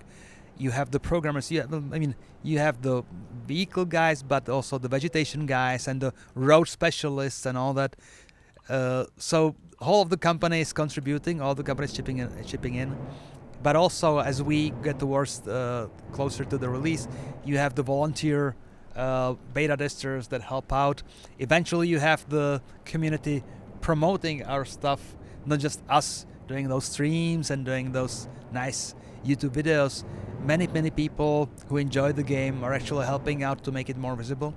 So thanks to everybody who makes this possible, that we are here in 2024, looking into 2025, stronger than ever. It's a dream come true for many people. And I really hope that we'll be able to make our players happy with future releases and future improvements. Thank you, everybody. Absolutely. Thank you, everyone. And I think I can speak on behalf of them, is that, we're super excited. We're always looking forward to what SCS has to do next. I myself was a part of the community before I came to work here. I'm thankful for the opportunity and always looking forward to our next project. So again, thank you so much for your time. I guess we'll have you sign the flag, and then you can carry on to the party, where I'm sure everyone is looking forward to your arrival. Yeah, I already had my special Oh, kind of. What was it? What did we have today? Yeah. Yeah, well, you're still hungry, right? Oh yeah. I think it was like chicken in some kind of Oh, like fried chicken? crumbles or something. Okay. But there's this unique Arkansas thing, which is like a slice of cucumber in like again in fried in a pan with some like chili or something like spicy. Okay. And it was like different but really tasty at the same time. So I guess maybe it's been our European tastes adjusted. Like maybe it's not the original, but the people who tried to mimic whatever the natives of Arkansas have as their like unique thing did their best, and I found it quite like tasty. So okay. so hopefully a little bit of food will be left for you as you wrap it up here. So I was actually supposed to be at IAA this week, so I didn't sign up for the food, unfortunately. So I'm just going to get to go maybe and look some at everyone's leftovers. I did, and I'm looking forward to it. Can I have half? Okay. And you are like packing your stuff and moving to Hanover tomorrow, right? No, actually, because we have such a busy week this year in the office, I'm not going to Hanover to the Ultimately, you don't. Okay. weekend. Ultimately, on Friday I'll go. On Friday. Okay. Yeah. Okay. But yeah, right now our team is over there. Our marketing team is over there in Hanover with 4 of our motion simulators. Yeah. So We even had to dismantle the one in the office and reassemble it in the truck to take to Hanover for our partners. So they're busy over there, and so I'm holding down the fort here. yeah, I mean, we are still like running out of time, but it's so great a feeling that we are now, I think, at 6 different places at the IAA Expo with 6 different partners.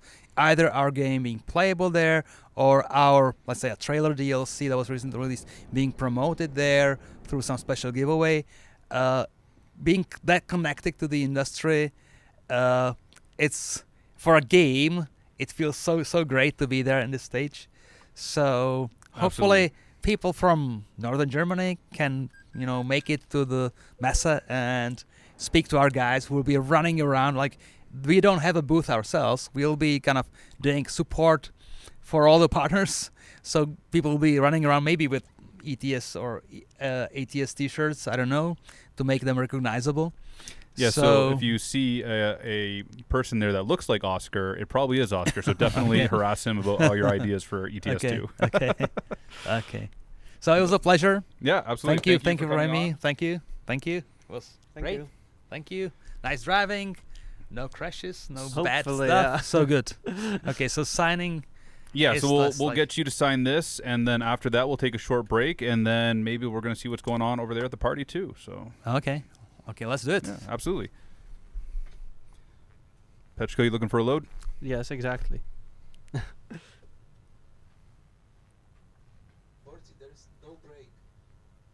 Okay. I'm looking for a load to Hot Springs, but I can't find one.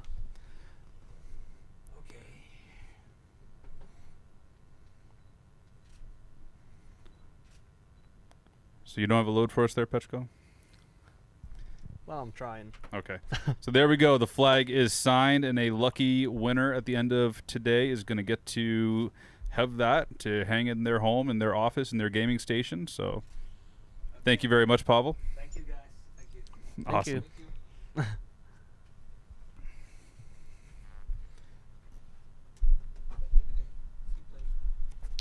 Okay, so what do we got here?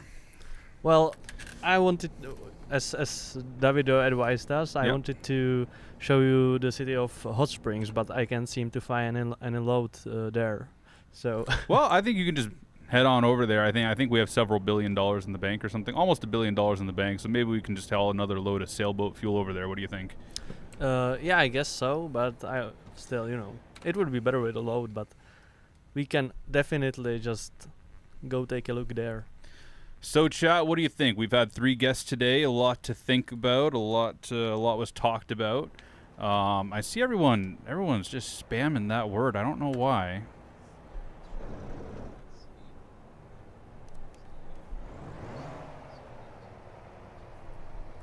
Okay, and we're gonna do that when?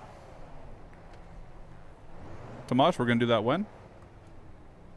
I think in a few minutes, maybe. He wasn't listening. That's okay. Yeah, Tomasz, if you want to tell me when we're doing that, that'd be great. What time? Well, let's Okay, he's gonna tell me. So anyway, so All right. We're going to bobtail over to Hot Springs with the Mac Pinnacle. Oh, my God. I can't believe I just said that. Why are they spamming the chat with this? What happened? What'd you say, Peter? I didn't say anything. We're not doing the giveaway yet, guys. It's at the end. Yeah. My goodness. They're still going. Oh, my God. Even Nemiro's going with it now. Who started this? Did Nemiro say something? Let me check Nightbot. Nope. Mob mentality. So we do have some stuff to give away, but it's going to be later. Not yet. Calm down, guys. Yeah, We're going to give away 5 Arkansas DLC keys. 5. Yeah. And the flag. And are we going to give the flag with the key, or is it going to be a key and then someone gets just the flag and no key? I would keep it separate. That's kind of sad. What if they maybe for whatever reason they can't get the DLC right now and they're going to get the flag and no DLC? That's not fair. Well, I think we should do a grand prize with both. What do you think, chat? Should it be the key and the flag, or just the flag, and then that means one extra winner gets a key? yeah, let the chat decide. I was thinking that I was thinking that more people would win if we would keep it separate. Oh, the chat is split in half. They're going crazy. They're so excited right now. Some are saying, a lot are saying both. I think it's both. Some are saying separate. Huh? Oh, hey, and there we go. We are live from the new office's fun zone. Laosh is there with the camera, and they're currently walking into the fun zone, our kitchen area, and they're going to get ready to press the big red button, which is going to release Arkansas officially. Oh, yeah.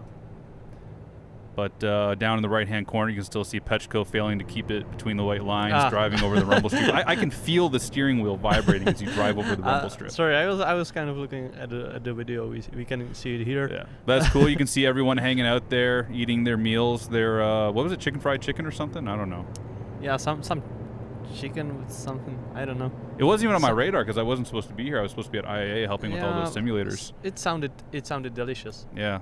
I'm trying to get an eye. Leo, stop moving the camera around. Show us the food. Show us the food. And some cucumber? Fried cucumber or something? Nemiro, I can see you there in the chat. What did you guys have for dinner? Did you guys have some fun schnitzel or something like that? I know you guys are up there in Hanover for the IAA show. And for those of you from America who might not be familiar with IAA, I'm sure you keep hearing us talk about that. IAA, I believe, is the largest truck and coach show in the world, at least definitely in Europe. So we currently have 4 simulators there with a bunch of our colleagues representing representing us. So Nemiro had sliced cheese and a bun plus 1 tiny beer. Hey, Peggy 3, you had an adult beverage, okay? That sounds nice. Yeah? Yeah, I would like a sliced cheese. Yeah? Of course. Do you like klibichki? Yeah, of course. Yeah? Yeah. I think every Czech likes klibichki. Yeah. It's delicious, you know. Am I saying that right? Klibichki? Chlebičky? Klibichki. Yeah, Okay. pretty much. Oh, he had an apple juice. Okay, that's better. So we can see everyone. Oh, there's our some people from our HR team and assets. We actually hanging out. Oh, they all have their new T-shirts on. Their Arkansas release T-shirts that we do for every DLC. We have different T-shirts. Those turned out really nice. Yeah, actually, we both have the different T-shirts on. Maybe we can show them off really quick. I got my Arkansas T-shirt. Oh, you can't see it because we're even smaller than normal. We'll do that later. Yeah. Maybe you can see them on the other video. Yeah. Yeah, you can see the fellow there with the dark blue T-shirt. He just has the Arkansas writing with the Mac Pinnacle, like the artwork for the Steam capsule. And then the other one is more of a full design. Oh, they got the map out, showing all the DLCs we've released so far. By the way, going back to the IAA, we also released a blog about that, like a week back or something, I think. Yeah, if you're interested in updates, the best place is the SCS blog. That's where you're going to get all of the official updates about everything we're doing, everything that's going on. Don't trust everything you see on some of those other channels. Sometimes they like to be a little more ambitious about what might be cooking, but the SCS blog is where you're going to get the most accurate information. Yeah, and you can find out everything you need to know about the IAA there. Absolutely. At which booths you will find us with our partners, because there's it's a lot of booths. So yeah. I'm not sure when is the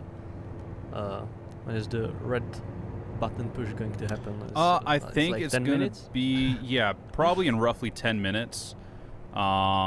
Looks like everyone's just hanging out, relaxing, having a good time now, chatting away. I would like Kind to of be makes there. you jealous. I wish I was there right now, Yeah, right? me too. Yeah, Well, you know, being on the stream is fine, but I'm getting really hungry. Yeah, unfortunately, we're having a little bit of an audio issue, so no audio today. So you just have to listen to me narrating and describing what's going on. So sorry for that. I know you'd much rather hear what's going on. Mark, I had a question previously. Do truckers really and still use the trucking slang? Absolutely. I would say it's not like it was back in like the 60s and 70s. If you watch some old YouTube videos of like what trucking was like in the 70s, you'll see guys just like going crazy with slang and stuff like that. It's not like that anymore, but there's still some things that have made it into the 21st century. Like I think last stream someone was commenting because I said chicken coop instead of scale house or inspection station, so we'd still call that the coop.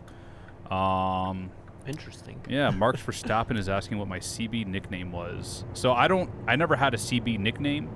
I did have a CB nickname, but I don't like telling it. I don't know why. So my nickname on the CB was Chicken Man. Chicken Man, why? Chicken Man. Because one time, me and my friends went to a steakhouse, and instead of getting steak, I got chicken. So they just started calling me Chicken Man. Did you at least get a whole chicken? No, it was like chicken breast. Okay. Yeah, like grilled chicken. I was trying to watch my weight, man. I was trying to lose weight. Now it's smajak, man. That's true. I love smajak, which is a Czech specialty dish of fried cheese. So good. But typically, I named my trucks rather than having a name for myself. Like, for example, I had a 2003 Peterbilt, the gray one, if you guys remember from the AMA stream. That truck was called Big Iron. My dad's flat top was called Indian Outlaw. The blue truck doesn't have a name because, to be honest, it still hasn't hauled a payload yet, so it hasn't earned a name yet. My white 567 was called Addicted to Bad Ideas. So typically I'll have like a name or a phrase on the back of the bunk, and that's usually what people will holler at me on the CB. If they're trying to get a hold of me, they'll be like, hey, how about that flatbed Big Iron or something like that. So that's how I respond. But my friends know me as Chicken Man, and I hate it so much. By the way, Mark, do you have, like you said about about what happened to you in Little Rock, but do you have any other trucking stories from Arkansas? I got so many trucking stories. We'd have to do a 24-hour marathon. And do you have any from Arkansas? From Arkansas? Yeah. Yeah, but I don't think we got time today, honestly. Okay. We'll save that for another stream. I got lots of stories about everywhere, man. But that second tire I blew in Arkansas, that ended up turning into a whole thing. Maybe I can go through it real quick. So what happened was I blew a tire on my tractor on the drive axle. So the two tires, the dual tires, right? They have to be the same circumference. If they're not the same circumference, I think we're getting ready to... We'll save this story for another time, chat. Tune into our live streams to hear more about the circumference of tires. I can keep going? Okay. So anyways, so the tires, if one is smaller than the other, it'll drag. And it'll actually wear exponentially quicker as it becomes smaller in diameter, smaller in circumference. Is that Barney? Hey! So Oh, yeah. I blew the inside drive tire on the right rear corner, on the rear axle. Mm-hmm. And I went to a tire shop and I said, what's the worst tire you have? Because my tires were almost bald and I had brand new tires at home ready to go on the truck. So I was just doing one last trip with them to Texas and back. And I was in Little Rock when the tire blew. And they said, the worst one we have is like 60%. Call another shop. We only have new ones. Call another shop. We can sell you a recap. So I ended up taking the one that had 60%. Now, compared to the other tires, which had less than 10%, that tire was so much bigger that the tire that was beside it, the one that didn't blow, ended up just shaving itself flat. And I could see it happening. Like every time I stopped, I'm watching it get like worse and worse. Finally, I deliver my load in Toronto. I went all the way to Texas, back to Toronto. I get back to Toronto. I'm delivering my load. I'm going through my hometown. I have to go one exit past my hometown. So Whitby, Ontario is my hometown. I had to get off in Oshawa to get my tires changed. So I went straight there. Well, don't the lights for the inspection station, or the chicken coop as we call it, come on, and I get pulled in. I don't even stop on the scale. They give me the red light to go park. So I go park, and, you know, the guy comes running out. It's not running, but like speed walking outside. You can tell he's in a huff. And I'm like, how'd I do? And he goes, oh, you did pretty good. I'm like, oh, it was the tire, right? And he goes, yeah, you're dang right, it was the tire. I'm like, okay. So, you know, I told him, I said, I got a story if you want to hear it. He goes, oh, every trucker has a story when he's about to get a ticket. And I'm like, well, that's true. So he tells me that I got to get it fixed right there, and that I'm getting a ticket and blah, blah, blah, right? So I called up my buddy at the shop, and I said, hey, Greg, it's Mark. How's it going? He said, oh, Mark, pretty good. You on your way here? And I had it on speakerphone, so it was great, so the cop could hear everything. And I said, no. I said, I had a small problem. He goes, oh, no, what happened? You blow another one? I said, no. I said, I'm at the scale. He goes, no. I go, yep. He goes, okay, so when are you going to be here? I said, well, you need to come to me. He goes, okay. He goes, well, you want me to bring 2 tires and we'll just do both those ones at the same time? I said, yeah, if you don't mind. He goes, okay, great. Yeah, I'll be there in like 20 minutes. I said, okay, great. And I hang up the phone, and the cop looks at me. He goes, you really have 8 brand new tires sitting over there? I go, yeah. And he goes, get out of here. And he just ended up not writing me a ticket, nothing, just sent me on my way. So I got so lucky. Thank Greg for saying what he said, you know what I mean? Because if he had said any other way, or if someone else had answered the phone, I would have just got a ticket for, you know, operating an unsafe vehicle or some stupid thing. So Oh yeah. I got real lucky there. But, yeah, there was 8 tires sitting there waiting to go on. I told the cop that. I don't know if I mentioned that in the story, but I tried to tell the cop that I had the 8 new tires. And he was like, I don't want to hear it or whatever, right? Or I've heard it before or something like that. Oh, we're getting ready for the red button. Guys, stop spamming Arkansas. That's not going to be the keyword. I'm telling you right now.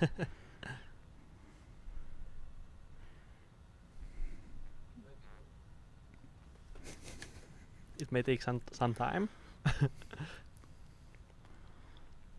So everyone's getting ready. Pavel's maybe not quite giving a little speech, but he's just chatting with everyone. I think maybe he's getting to it. Yeah.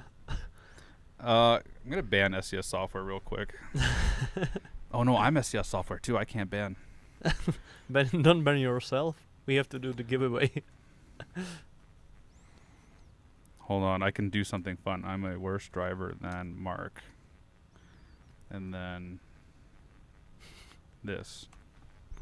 Hey, Namiro just said he's a worse driver than me. That's crazy. Why would he admit something like that for everyone to see? Okay, so now it looks like Pavel's giving the speech. Oh, yeah, they're getting ready.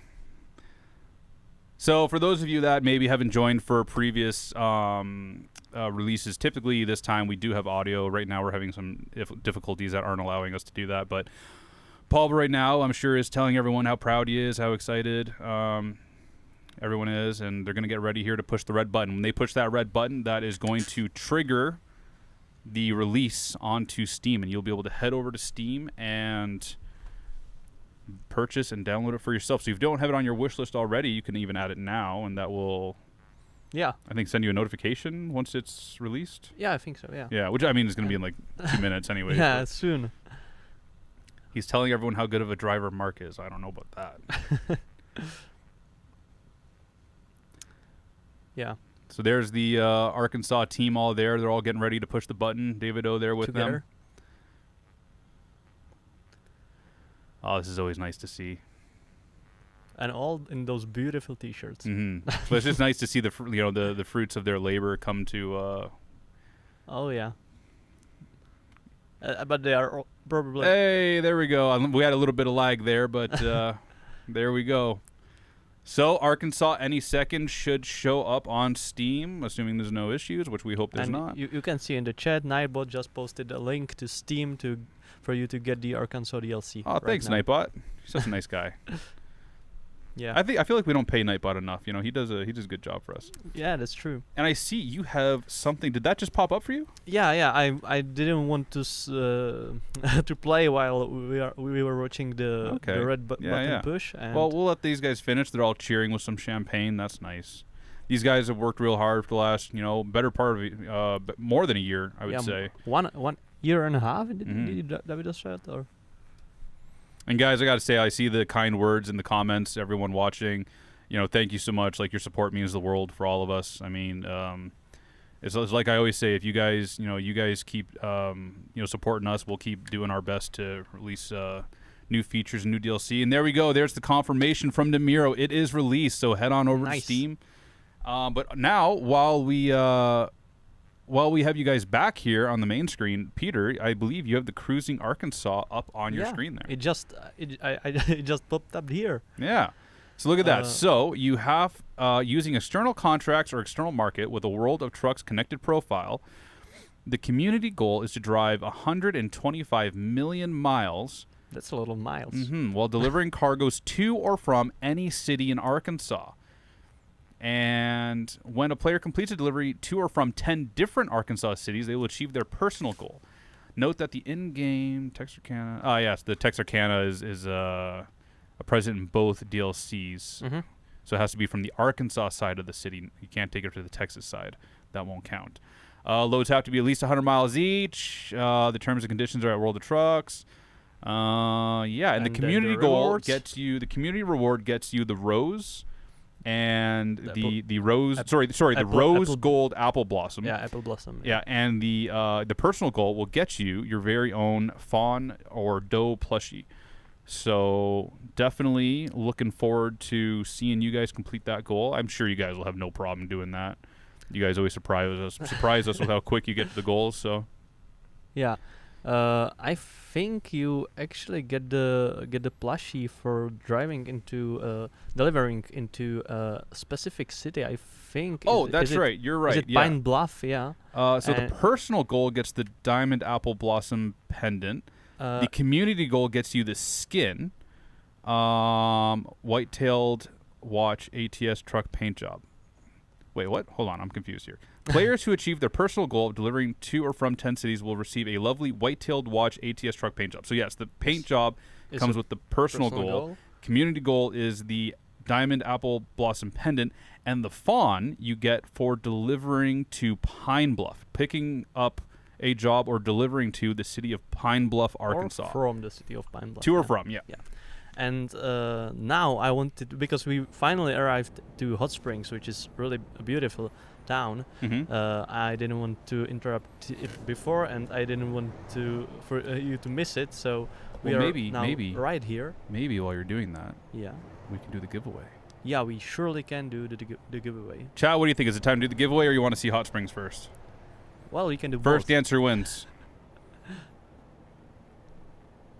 Oh, it was a close one, but it looks like it's a yes. They want to do the giveaway. But Peter, keep on talking, and I will get this set up. Okay, so on the left here, you can see a beautiful mural of just like two Native American men depicted here. It's a specific tribe, because in Hot Springs there's like a real mural that looks really like this or similar, and it's a specific tribe. I'm really not sure how you would pronounce it, but those are the Native American men that used the tribe used to live there. Okay. And there you see the beautiful Arlington Hotel that Davido mentioned, which was I'm going into the wrong way, but I got too captured by the beauty of the hotel. Oh, don't hit the cart. Don't worry. Like Davido said, Al Capone used to stay there. He had a condo there or something. Yeah. like a room or something like that. Yeah. So it's, as you can see, it's a really nice, beautiful historical town. I may want to give you a tour of it again, because you might have missed some of it, because Well, while you're doing that, Peter, I need a keyword for the giveaway. What should we use? They're confused. They're trying to use giveaway now because I would keep it simple and do Arkansas. Arkansas? Yeah. Arkansas. Yeah. Okay. Arkansas. Get ready, chat. I think it. Tomas, are you ready? Yeah, it won't count the ones. And starting now, Arkansas, all lowercase, one word. I mean, it's only one word. And there we go. Now the chat is going crazy. And remember that this giveaway is only available on. Oh yes, Twitch. sorry. This is only unfortunately available to users on Twitch. Make sure you have your Twitch whispers on so that we can message you if you win. If you don't have your whispers on, we have no way of contacting you. We can't do anything for you. Unfortunately, those of you on YouTube, we have no way of doing a giveaway on there, so we're sorry, but you have 2 minutes and 40 seconds to hop on over to Twitch, log in there, and you can still enter the giveaway. So, and in the meantime, good luck typing anything in chat because it is just going nuts right now. And remember, you only need to enter it once. Entering it more times doesn't do anything for you. It doesn't increase your odds or anything. One entry, like you type it one time, you have your entry, that's it. It's only one entry per person. Exactly. And this reminds me also that we were talking about the Forest Machinery DLC and how it's getting an update. And Yeah. although I do not have all the cabin accessories available. So you have to stop on a yellow light. You can't just go through it. Sorry. I can at least I can show you the map. Okay, yeah. So you're also with the Forestry Machinery update. You're also getting some updated interiors. So you get a hanging sign. Yes, right. It's like that. This Yeah, shape like the road orange sign. warning Yeah. diamond. You get the mug, and there's also headphones. Like not headphones. the ear protection. Yeah, ear protection. Yeah. Okay, cool. Okay, I can see some of you guys have entered plenty of times. Stop that. You've already entered. Let other people enter. Oh my goodness, that's a lot of entries. How many are we at right now? I can't even see. How many people are watching? Can you see that, Mark? Yeah, I can. I believe 1,783. Oh. Do what? 1,800 on Twitch. Yeah. Nice. How many on YouTube? Do we know?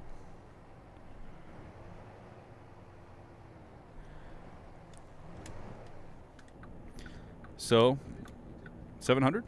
Nice. Thank you for tuning in, everyone, really, truly. It's always a pleasure having you here. Thanks again to our guests that tuned in, or that came along as well. Some people are saying that they can't buy it on Steam. Try restarting your Steam. Sometimes that can be an issue, just to like refresh it. But it should be available, I believe. Yeah, maybe, it's possible. It takes a few minutes. But Yeah. I mean, Namiro did say it was available, and Namiro wouldn't lie to us. Try restarting your Steam. That may help. What else I was going to say?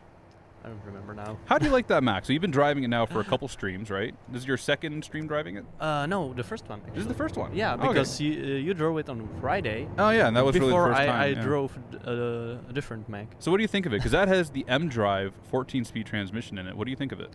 Well, I like it. Yeah, There you go. It's really nice to operate it, and I especially love the 3, design.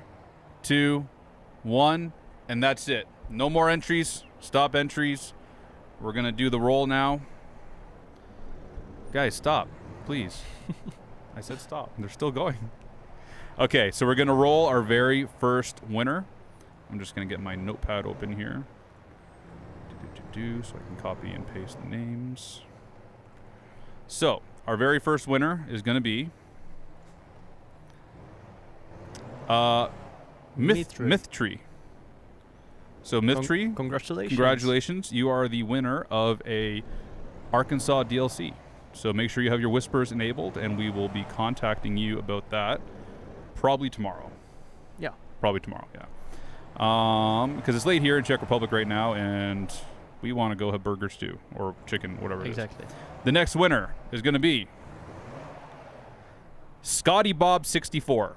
Congratulations. Congratulations, Scotty Bob 64. And I guess we need to specify. I don't know if we said it before, but the winner of the flag is going to be the last person we roll. Yeah, winner of the flag will be the very last one. So our third winner is Elia Mani, or Elia Man II. Congratulations.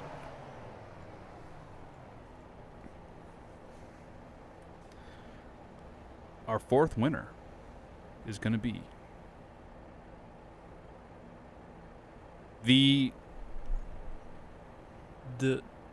that she won Tick Zombie. Yeah.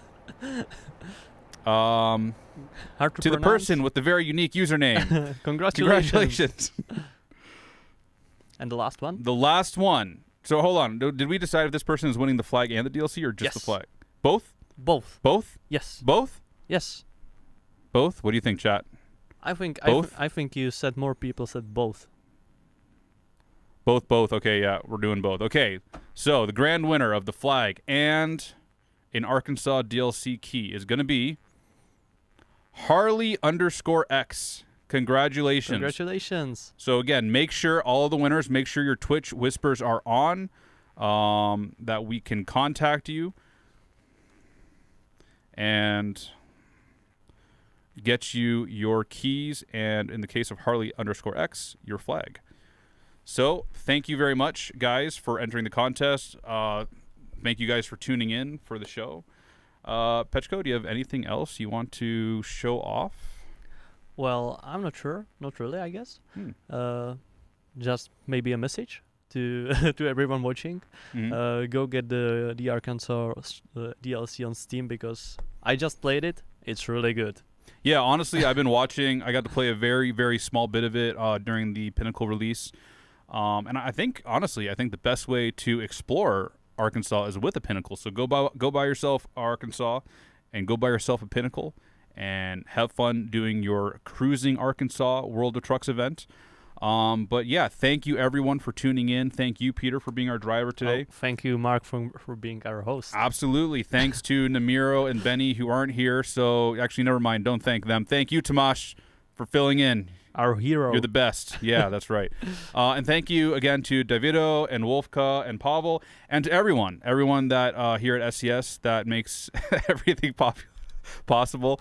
We have a great team here, and like I always say, I was once a part of the community too, and being here and seeing the passion that everyone here puts into this stuff, it's heartwarming. It's awesome to see. I'm so grateful to be a part of the team myself. So thank you guys, the community, and thanks everyone here at SCS. So with all that said, we have a busy week ahead of us. That's going to lead into a busy fall. So thanks you everyone for tuning in. We hope to see you on the next stream, which will be maybe just in a few days. So We'll see you then. Take care. Have fun in Arkansas. Bye.